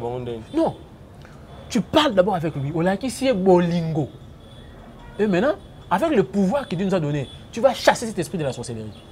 Ce que maintenant, il va se repentir devant Dieu. Nzambe qui prie la repentance. Né après quoi moi Nzambe. Là maintenant il peut prier pour les autres. Tu n'as que nous gêner. Bon soir vous avez sur le bouton. Bon soir été. Tout cas na prié dans ça na bilo na okate. Na okate la clairvoyance et la clairaudience. Aroyo kate au monde été. Ba zo né. OK. Nous ils sont katika bilo ko na mibale. Puis ndo kitangwa zo ya pour prier pour naï. Ndo kinyo so da na teni na ye. Hein, tout le monde a en église tennis sacerdotal, baranango. Chaque ndoki. Tu ne regardes confesser l'église à tiki à Kosibino. Bon, mutakala za tena mote. Mutakala ta ma mususu. Mais bon, bimana nilité mon boye to. Pas forcément batala teni. Atu pas na yo na ba. Ça dit, pour to boneta mutu abima plusieurs fois na butu. Plusieurs fois, pendant plusieurs années. Baranango. Et pas la biso l'église na biso. Na matongi. Batika. Tu n'as pas ça comme ça. Batika bien teni za kawana. Ba ina teni na ba ngwatiki. Pour to baki. Ah, tu regardes internet. Femme qui a tika sous-vêtement avec un ya mauve. Ba couleur ba katafa a tika. Mobile na kamwe. Il y a de ce cas là était en c'est jour la cérémonie. Tant on parlait sur la sorcellerie. Na combien de livres sur la sorcellerie? Na combien de livres? Bandeko, déjà, on s'en procurer, on a parlé sur la sorcellerie, on a expliqué tout, initiation, degré d'initiation, comment, on a expliqué même technique, il y a combo. Moi, il y a combo, on a dit dans le TVT, il y a ils ont armes, ils ont caméra, combo, ils ont avion. Tu vois. Autant la vie est belle. Tant on voit dans la lumière. Mais on a béni. Les meubles n'étaient pas ici. À combattre. Pratique à sorcellerie. Il y a un cas, il y a un africain. Ok. Bon, système, on va voir comment on a boutouté. On est en ligne. Comment on a boutouté, vie n'a plus à cara. Par exemple, cara. Ça va initier. Bah, qui sont combat na boutou au saline. Ozo bimisa, c'est quoi? C'est-à-dire, ozo bimisa va pouvoir na ya avec qui na on a boutou à les autres. Mais au moins, on a besoin d'un cop na tongo. Ozo on a 19h. Au combat, combat. Ok. Mais on a pas ça tout secret mon quoi. Au moins combo. Ba pesa mutu combo te. Voilà. Ouais, t'as antéparaté. Tu fais déjà pesa faire na yo. Té. Tu peux s'arrêter hein. Comment peut ça faire ça? Comment rater? Toi aussi comment vas-tu communiquer avec nous? Comment rater? Comment ça rater? Si on a na occultiste. O singa combo na yo. Combo na nga combi na ndako na yo. Na koti tout yanga na ndako na yo. Ok. Na combo. Et puis si on se déménager au longwe awa. Na na lokolama. OK na kanda kanda. Combo va combo na kanda kanda lokolama. OK na kanda kanda. Tu vas kina la moitié. Ante pas te va le livre. Oh là. Mais exactement li combo o biso to éviter kaka combo ka ba bandité. Balé nyonso yo kombela ndako. Et ta brosse. Donc, il va bien rebelle. Ma porte était peut-être au sein de l'émission m'a élaboré sur comme. Parce que là,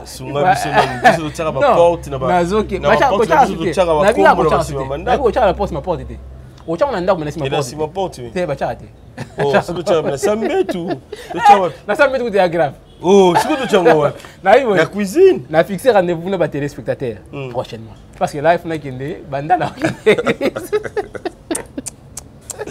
Voilà, tu maintenant ma solo juste pour 10 minutes, il y a Maramezo le Kalelu dans Kate Betonga.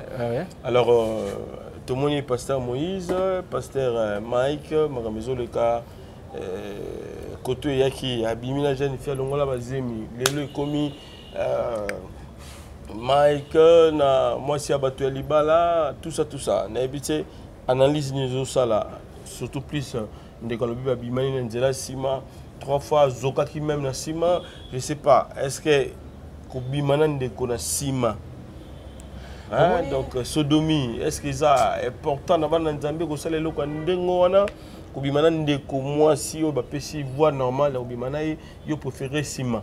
Les lobi to moni on pas ba mibali to moni pe ba pasteur mususu pasteur muninga pasteur azola la muninga ne pasteur na Sima.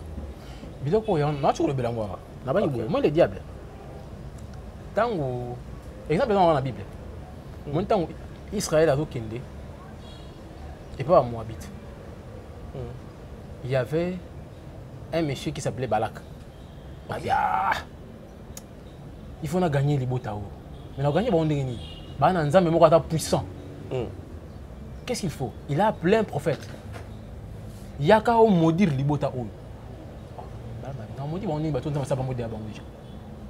Vous connaissez l'histoire, hein? Tout ça, Bala, Makeiti, Anes Naya, Lobi a coûté un ange.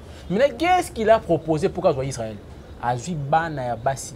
Il y a École Naye, a Pessi Bayuda. Or, d'après mon bureau, Bayuda, Bala, étranger à terre. Tant que ça, les locaux, et hériter, ça me permet maintenant, objectif, il y a Bala Kassani à atteindre. C'est comme ça les diables. Autrement, on a bien une image prophétique. Satan fonctionnera toujours quand Ndingwana. Ndingwana. Moutounion soit joie, initiation à niveau supérieur, parce que dans l'astral, matin, il est dans la bombe. Le premier d'année, les loyaux, église, et au béba. Si on a dit que l'église n'est pas là. Peut-être que le musée a dit là-bas. Atik ba miyonte hein. Atik ba miyonte. Mais surtout ni ba pasteur minyo to benga pasteur minene lelo. Ba leka soit directement pas na eto pa ya moko ya bana. Il a travaillé pour le Seigneur. Sikoyo tant que tu as influence ya anglophone. bato bani avec des anglophones bataka bona boté ba ni biso influence ma bébate biso enseignement leadership église est comme une propriété privée à mutu. L'homme veut s'enrichir. Il veut devenir riche, il veut devenir grand par rapport aux autres. Oh, Christ a lobby. Oh, il y a la grand, les plus petits, les serviteurs, le lot va passer dans son serviteur. D'abord, qui dit ministre? Le pasteur, le prophète, le docteur, l'apôtre, l'évangéliste n'existe pas. Parce que le véritable pasteur, c'est Christ lui-même. Il a fait des incommes. Ça dit le c'est le véritable, c'est lui-même. Il a utilisé 40 autres pour parler à son peuple. Si vous le savez humblement, vous savez, nazala lokola oyo na leka owana. Si à force ya kolinga koleka baninga. Okomo ke nebeta ba porte ko beta te. Entre-temps, le diable, qu'est-ce qu'il a fait? Il a infiltré l'église chrétienne. Ndenge makomi lobi. Parce que Christ a dit ça. Parmi nous, il y aura des faux Christ. Maintenant, le mouvement mystique au kit n'entend pas parce que ils ont fabriqué leur pasteur. Le pasteur n'a pas maintenant qu'on sommes pasteur n'a biso ya solo. Yaka, tu coupes ça yo mbongo, tu coupes ça yo nini, mais une seule condition, tu deviens homosexuel. Ça dit, bazo placé yo dans une condition de simato et avant dès que bazo. Pasteur mo on est bien d'accord. Basali réunion à pasteur hein. Ayi bande ko na butaki ko retirer mo na banque. Na otambo na nzela molimo santa lobi na ngai église moko eza na commune tel. Basambela na ba tol. Otunga église à 555 wana. Basa kuna na comment na tali pasteur na tali église na vu $10,000 na pesi. C'est ça les saintes bato vite mabo. Nzoka neza nini? Et ça message subliminal. Et ça recrutement. Pourtant yo mo bi tu prends ça monter malama makabela ba $10,000. Mais nga église ku fiat. Ok pas naé. Pasteur so ça me na bariba. Va 2000. Atiki ok. Le bien pas 2000, 3000. Papa. Yo c'est un mo pe mingi ya. Yaka. Kota osadi. Na la Christ Tango koti wana. Qu'est-ce que tu fais? Tu vends ton âme à Satan. Et quand tu vends ton âme à Satan, Satan va obliger ça va pratiquer ça. Ça dit va pratiquer abomination devant Dieu. Et quand tu commences à le faire, c'est fini. Tu vas continuer comme ça. Et dans la sphère wana bandeko ba pasteur dans milieu ba pasteur. Il y a de ces pasteurs au basi ba koti ba une gestion à niveau likolo ba vana ba jeune fille na ba mo ba prépara. Non, écoutez non. Ba jeune fille ba prépara bango. Tam so fille a yebi pété. Ba kabela ka mbongo. So mbongo ba pesa ka mbongo moko et ça l'influence moko diabolique. Yeso que son rôle c'est quoi? C'est de séduire les hommes de Dieu. Aye panayo, tant yo bimina yi d'abord maintenant il y a un pasteur oyo engagé. Le pasteur on a tiqué le moto bien un plan de magie. Na tiqué un plan dans moi aussi. Ngana ki. Tiqué plan dans moi na ki. Moi ça commence à ki ndumba. Yo soko bimina yi bazui étoile, ça dit chance na yo, vibration na énergie na yo. Azor pesa ngana commencer là. Moi je connais même un homme politique en na biswa. Il est fait avec sa femme, avec ses femmes. Atika moi c'est na basi ba musicien, ba musicien. Ah ouais bangote. Mais sur la Zuyo, c'est que c'est plus. Bah, monsieur, c'est le rappel banana. On a su moi, moi, c'est travailler. Na tika ça qui ndumba. Mais tu peux pas pouvoir avoir mon pasteur. Azo tirer l'énergie à la jeune garçon. Et catégorie la fille wana baza est belé dans la ville. Baza est belé dans la ville. En collaboration avec le pasteur. Il y a un bandeko. Il n'est jamais trop tard. Hein? Bozonga. C'est qu'avait fait l'enfant prodige. Ce que vous faites là, c'est la honte. C'est une honte. Et puis Yves, au même ça l'ensemble. Soko monya comme na niveau ya scandale. Na miso batu. C'est que nzamba lobela mingi na coulisse ayo kate. OK. Nzamba exposé. Nzamba lingate mo sala exposé. Donc comprenez que ba pratique wana oto yo ki wana nzamba to ba lobi. C'est na pasteur ba bimi na ndenga sima. C'est la sodomie. Ça dit vous devenez une abomination. Pour que nous ayons maintenant, c'est le diable qui opère. Nous sommes comme un temple à Satan. Pratique, d'abord, on a pratiqué au Manasima. Et ça pratique va tirer l'énergie. On tue les énergies par le derrière. Attends-moi aussi. Attends-moi, Satan, mon bali. On tue l'énergie par le derrière. Comment ça va bouillir? Et ça va, au moins, Satan, ça va bouillir au moins ça. Au moins, notre Père. Hein? Moi, notre Père, voilà. Si notre Père qui est aussi Nasuka, ça n'est pas problème. Mais ce qu'on renversé en haut. Et dans le nombre de jours, nombre de jours, les diables, c'est-à-dire des morts au bimela dans une notre Père au monde à Kawana. Et c'est un code. Nombre de fois, on peut ça parce que nous pratiquons. Nombre de fois, au renverser au bani na ba soit façon de mata likolo au moins na espoir au bimelo na ça. C'est-à-dire lorsqu'on prend Maramwanzambe to inverser en c'est le diable. OK. Nzamba pe sur moi si pour bimanaye pour yo so mona nyama selo quoi. Pourquoi c'est le malhomme? C'est le diable. OK. Donc église infidèle. Est-ce que mutabongo ibisanga est-ce que gravité ça nini? Mutabonga chao maboko na mutu. Ah bana nzambe. Ya passe. Alors na oui talibongo ba secteur kota mo ebele. Est-ce que tu as namba basala nzambe moko ya minene célèbre to yebi lelo pe okuti pe place moko basala na kuta basala nzambe bazwa biloko. Ah. Basala nzambe ndenge bazwa biloko. Au moins l'église au monde là-bas. Est-ce que ba kumda blon na l'église? Ah ndé. Ah. Ba plein au monde dans l'église voilà. C'est les vivants et les morts. Na yimi lokana izaka. Pourquoi bazo menacer nga? Yo mona data mato yo mona tamala. Tamala ba cacher ba chapeau. Menacé. C'est le vivant et le mort. Ba cher ya l'église, so bo buki ba cher l'église be bo mona mikwa. Je connais ces histoires là, ba comprendre bien ça maka. Ça les mandé ni expliquer biso mikwa ngo ba na er nini to mona maso. Non, ba tonga bi boye bate. Ba ko bien na yeboye. Ah notre frère d'architecte otani bo tonga. Na tu ka mukwa. Ba te ka mikwa ba osma bato. Et ça va pratique mingi ya loge moko bo. Ba ina ka na cher wana ba kundi yango. Soki yango te ba okunda nyama o atana makila mais attends envie. Ba okunda tam soso. Hein? Mais mi va la couleur à pembe. Soso ba okunda pe ntaba. Ngulu te, ntaba to même. Vivant. Oh, même nyama, nzamba peki ici ko bo nyama bongo étouffé. Nzamba sengi otangisi makile ki te mabele, hein? Na ko bolambi buli. Toujours des pratiques diaboliques parce que na sacrifice. Soko lingo sacrifier mutu te. Pour remplacer Makila Moutou par Banyama. Et ça. Bon, pourquoi le Seigneur est Moutou comme moi, après ça, moi, on s'est fait Moutou date, puis ça biso din taba. Na sorcellerie, voilà magie. Encore la sorcellerie Moutou Moutou. Chico, beaucoup de temps, il n'y a pas pasteur. On est dans secte. Non, il y a qui déjà initié. Moi, ça dit, c'est comme déjà un niveau astral. On va pratiquer astral ici. C'est ça que m'a dit comme ça qui soutient. OK. Donc, c'est comme un niveau astral. Si on a connaissance astrale, tu communiques avec les démons, on va pratiquer. Tu as fait une proposition. Tu appelles les démons. Les démons appellent trust. On ça, on appelle ça. Si on a un pasteur limité, puis on a un pasteur Batani. Batani, on peut communiquer un message.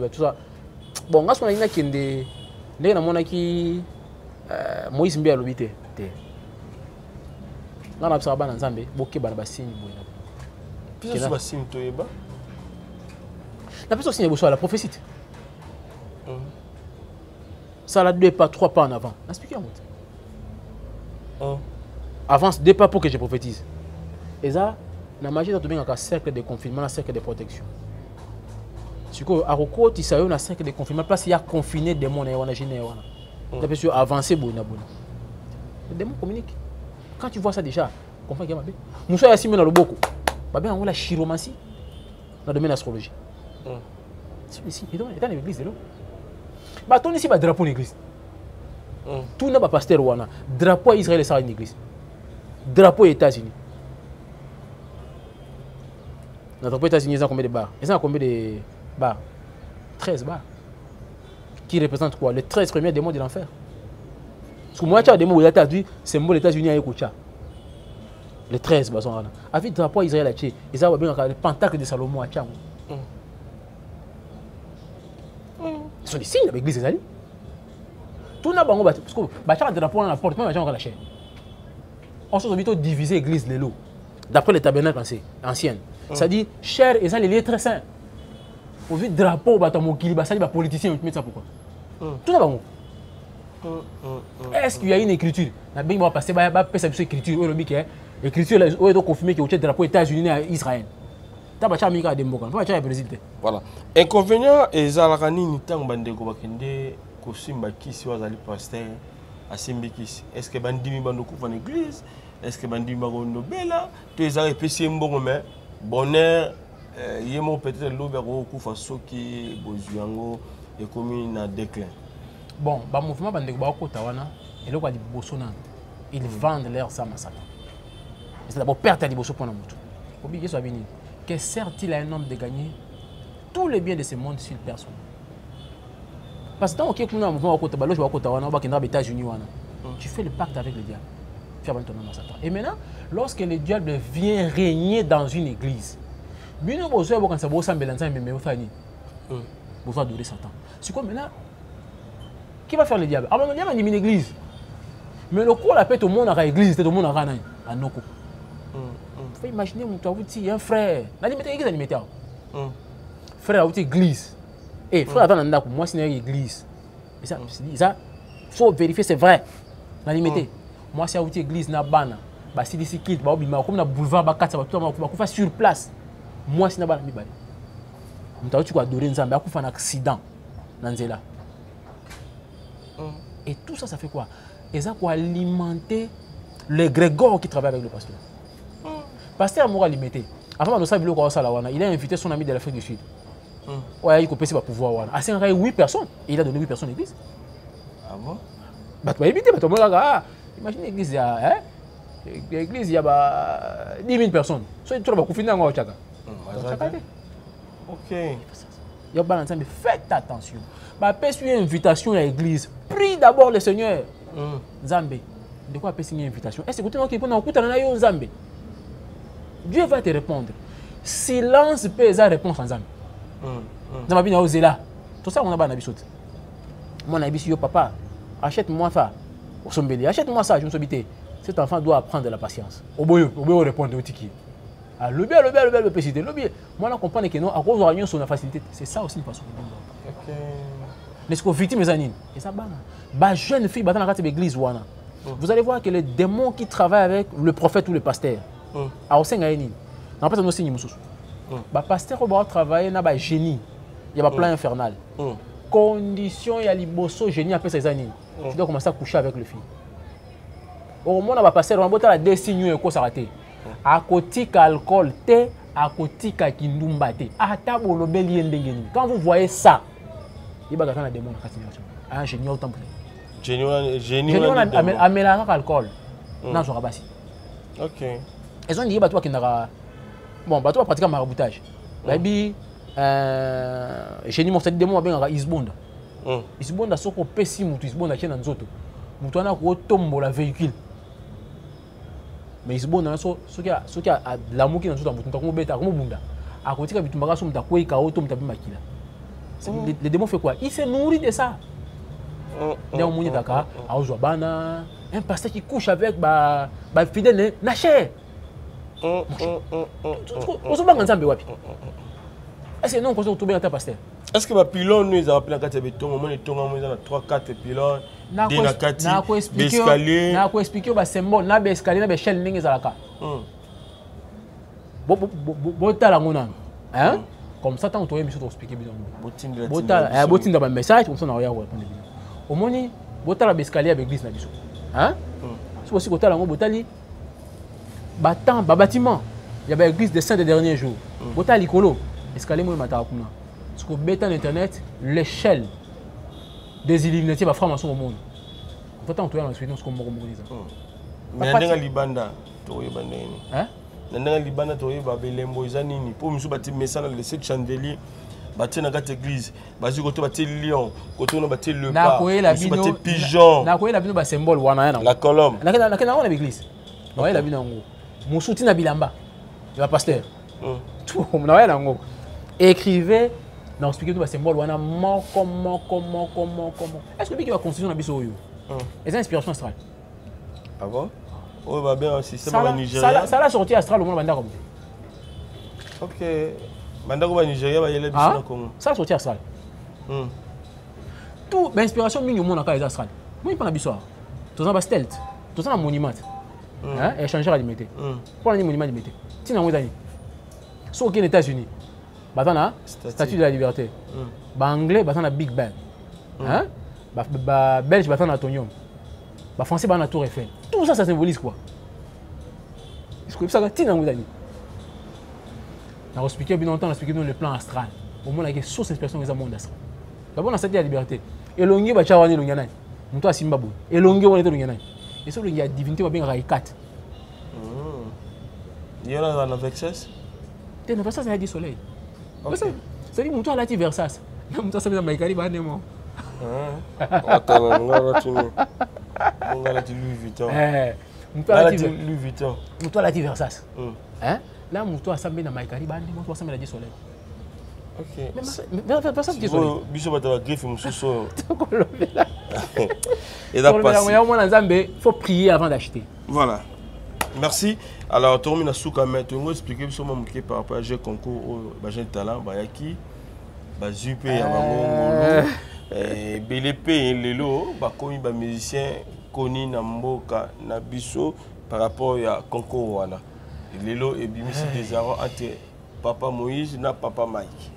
Bon, concours, moi je ne partage pas cette avis-là.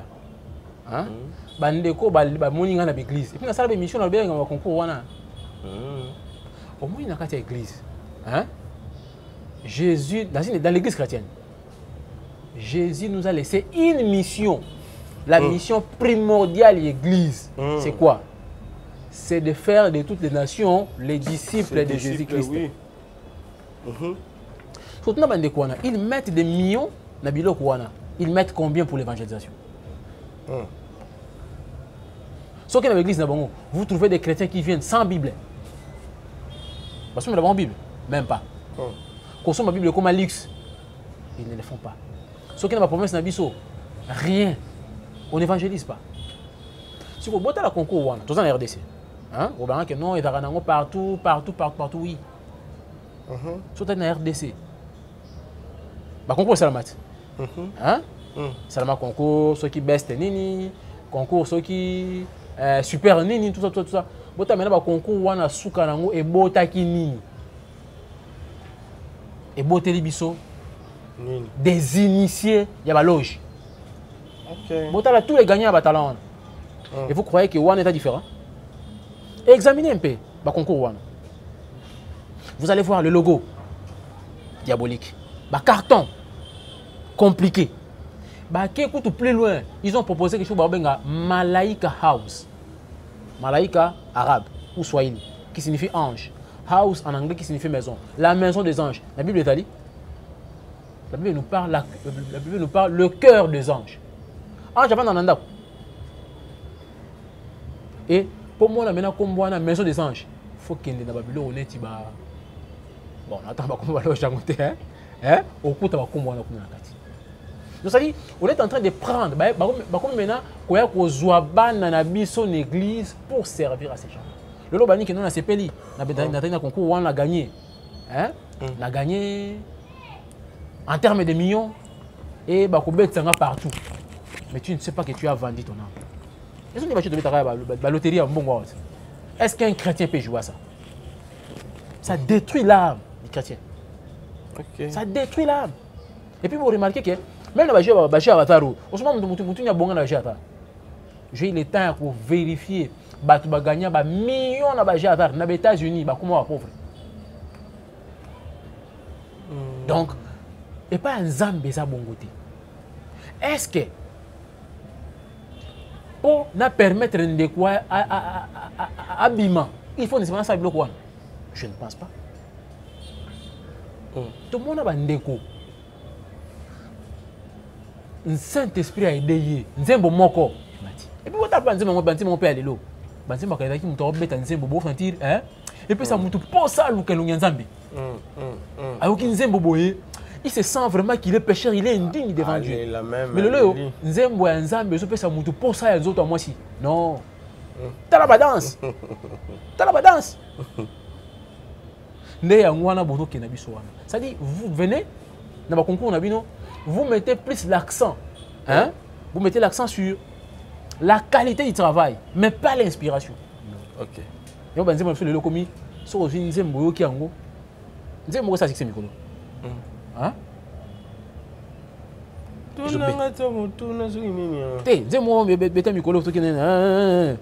Comment est-ce que ça a été? Oh, centre à christianisme, c'est le nom de Jésus. Dieu nous a laissé quoi? Il nous a laissé un nom qui est au-dessus de tout nom. L'adoration de la christianisme est basée sur le nom du Sauveur, Yahushua Mashiach. So, comme vous voyez, ce sont vos longoli, même la prière. Hein? Je peux prier ici. Ouais. On a dit au nom de Jésus, la prière n'est pas agréée par Dieu. Ça c'est vrai. Ah, c'est pas disponible. Là, vous n'avez rien demandé à mon nom. Pourquoi? Parce qu'à l'époque, on a dit que vous avez un combat Jéhovah. Ok. Pourquoi vous avez dit? C'est pas vite. Si là, vous n'avez rien demandé à mon nom, demandez à mon nom. La prière, c'est au nom de Jésus. L'adoration, c'est le nom. Parce que yo longoli combat Jésus. À comité à niveau. Remarquez la chanson. Ndekwa comité à niveau a vu exemple à Bartimée. Mais il a omis le nom de Jésus. Est-ce que vous imaginez? On va aller sur la Bartimée. Mais comment Jésus? Mais comment ils ont longoli? Pourquoi ôter le nom de Jésus? Point d'interrogation. Ne ba chante vraiment tout trop bim. OK. Il y a mon père le l'église abiso. Comme voyez ce bunge. Comme quand Nzamba Yves, Nzamba Aruna, te Yesu Masia nde Nzamba Aruna. So qui c'est ngo bazora ndeni ba yembi na kolonana. Non, ba sala ndeni pratique ngo za ndeni pour que tout ça biso wana. Non, ba yembi na kolo, ba tan ba forme beli. Ba musu ba ngapa nganga pe. OK. Ba musu pe talaka idéologie kaka ba kotisi yo na kati ya loko moko. On peut te donner l'argent. Bon, vous avez travaillé aux Zimbo, on a communiqué, bah tiens, ma condition moko boui. Pour ba produire yo. Ba produire na kata production wana. Nous devons produire le coup occultiste. À ce qu'on a combat ici. Il y a le combat ici. Combat ici, so bunga muke na kati ya l'église. Remarquez l'église tourne de quoi Yves. Nzambe a Yves, Nzambe a Runa. Pourquoi pas le baraka Yesu Masia? En tout cas, merci. Papa Blaise Aruna de Komina Souka, je crois bien. La première partie, deuxième partie, Nabiso. Papa Blaise Aruna, numéro naeza affiché wana bobengi bosolo pour que vous partagez les alibongo connaissances il y a au talibongo bonzambe. Alors deuxième partie la nini et puis témoignage je me suis là quitté. Témoignage secte nini sur kendaki ba religion ni nokota ki témoignage na témoigner et puis numéro de téléphone au principe na mon encore témoignage na témoigner na mté témoignage na témoigner na mté bandeko na ko témoigner na expliquer bino étape par étape na linga pisto basé numéro zo ya sima hein sur la sortie hors du corps le voyage de l'âme bato bataka OK na Benin ba biso bakata o mutu après 3 jours bazongi ba musicien bobingi sama et comment faut expliquer nous ba conséquences bato bataka biso kende kota na tombe ya mutu lala bima sala boy ba biso kende ko zwa cadavre hein na expliquer nous maintenant influence na yango sur le plan occulte aux amis musiciens chanteurs chrétiens ba biso zwa disque na yo zwa maquette na yo pesa basala boy na boy na expliquer basala ndeni bato ba ko boire ba zelo moi zelo apembe zelo ka oh zelo ngana apembe ya pembe na osiko nde basala ba pesi yo ya boire on a différents ronds-points. Ça se passe comment l'expliquer? Il y a sortir du corps. Et ça a des conséquences belées. Parce que là, on explique que Bimalanzoto, oui. On a la relation avec Bimalanzoto à partir de chiffres. 9 na 0. Comme on a 9 quand on compte à rebours au Bimalanzoto, même dans la lettre, on a la J tina A. Au Robima. Mais maintenant, les conséquences, c'est après. Au cours de ma pause, on va en parler dans l'émission Zoya. Donc, vous allez toujours là. Ba question, ba remarque, ba critique, bo poser, tu regardes, tu parler, tu expliquer bien tu kenaki comment est-ce que tu tikaki nzambe, tu kotaki na idolâtrie, tu dis que ça ce qui est mauvais. Na ndenge nzamba sala biso ngolu, tu as koyeba elelo. Na ko mwana nzambe. Na zape ko aider ba ndeko mingi bana bakawa na ebele, to bondela na bango batali numéro na ngezali plus 243 99 00 46 421, c'est-à-dire plus 243 99 00 4 6 4 2 1. C'est votre frère Aruna, je suis là. Nous allons parler sur l'expérience où on a vivaki, de partager nabino pour qu'ensemble la gloire et on a encore la Jésus Christ. Merci, nous allons pas m'bolabino. Bye bye.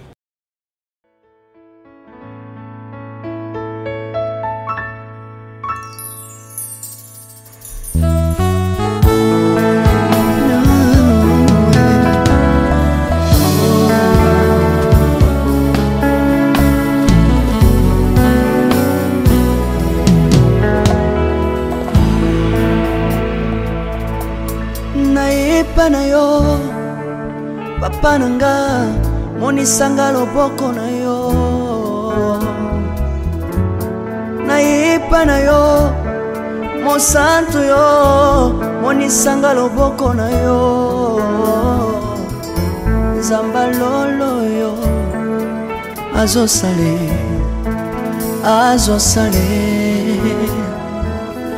nzamba lolo azosale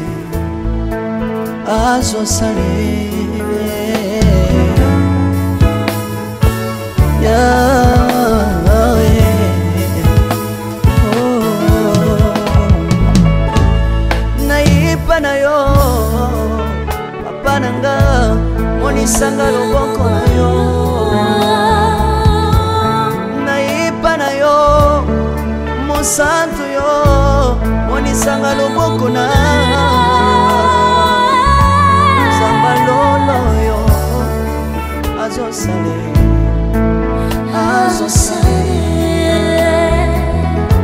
zambaka basangolue azosale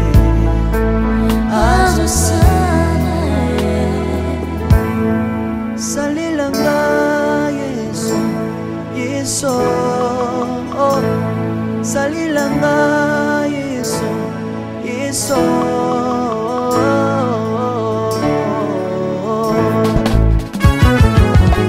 Alléluia. Yesu azana pamoja. Kumbamba na Yesu. Kumbamba. Chirubu. Yesu na lingina tachola Yesu. Papa na lingina témoigner sangalo na ye. Ngapena tato na bonsambe na yo iswa bato. Yoka bosenga na nga sambaka basaye. Yoka shishe na nga ye sambalo na ye. Na ye na babasi na nga libosa bozambe na yo. Na ye na kozanga na nga libosa bozambe na yo. Salela nga yeso salela nga yeso salela nga yeso salela nga yeso undela nga yeso undela nga yeso undela nga yeso undela nga yo longisanga yeso longisanga yeso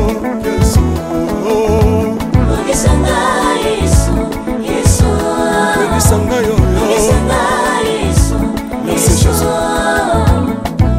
nalebi bya bisenga nsanga londe nalebi bya pesanga kabelanga bisenga Yesu moko nini ye bato bakolia pe na nsima na ngai Yesu moko nini ye bato bakolata pe na nsima na ngai Yesu moko nini ye bato bakovanda pe na nsima na ngai nalebi bya bisenga nsanga londe ye lokota ngai yeso lokota ngai yeso lokota ngai Yesu kotika ngai te lokota ngai oyo tombola ngai yeso tombola ngai yeso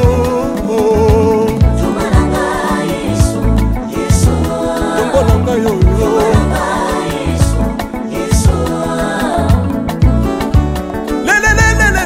Mesa wafako Mesa wafako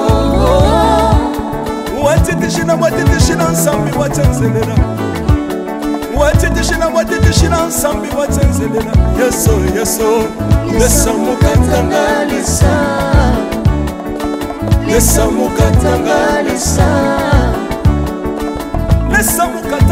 mukatanga ye Lesa mukatanga Alléluia Chirubu Soki nazoyemba opekisanga te oyebi te bisika nzambe alokotanga soki nakoma kosambela opekisanga te oyebi te bisika nzambe azwanga soki nakoma kobinabina opekisanga te oyebi te makambo nzambe asalelanga mpona bino boye nzambe nazobinela aza nzamba bosolo oyo naza koyembela ye nde nzamba libela nzambe nazoyembela aza nzamba bosolo oyo naza koteya ye nde nzamba libela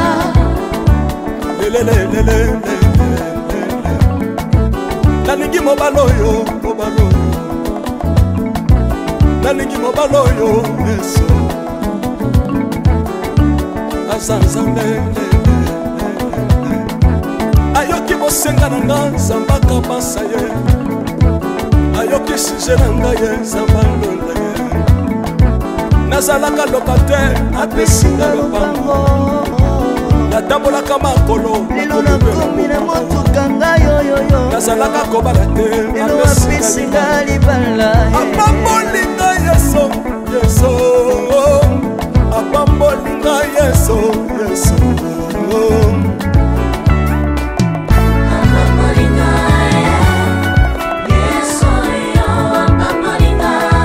yesu apambolinga chilobo yesu alokotinga apesitina aza nzambe nalingo beta mololo bisika ezali yo beta mololo wapi bafisi du prophète bana royaume de dieu bana centre de réveil ozobouge obinaka wapie mpona pambola yo ingénieur ki on est ensemble na yesu elongo tozomata mabe ya nzambe eza wapi soki nzambe azopambola yo lingana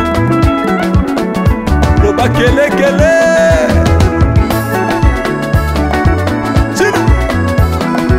sala ngombe syndicat que Dieu vous bénisse.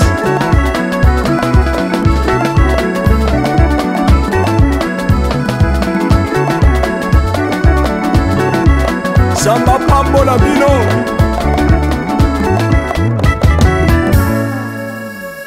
Alléluia.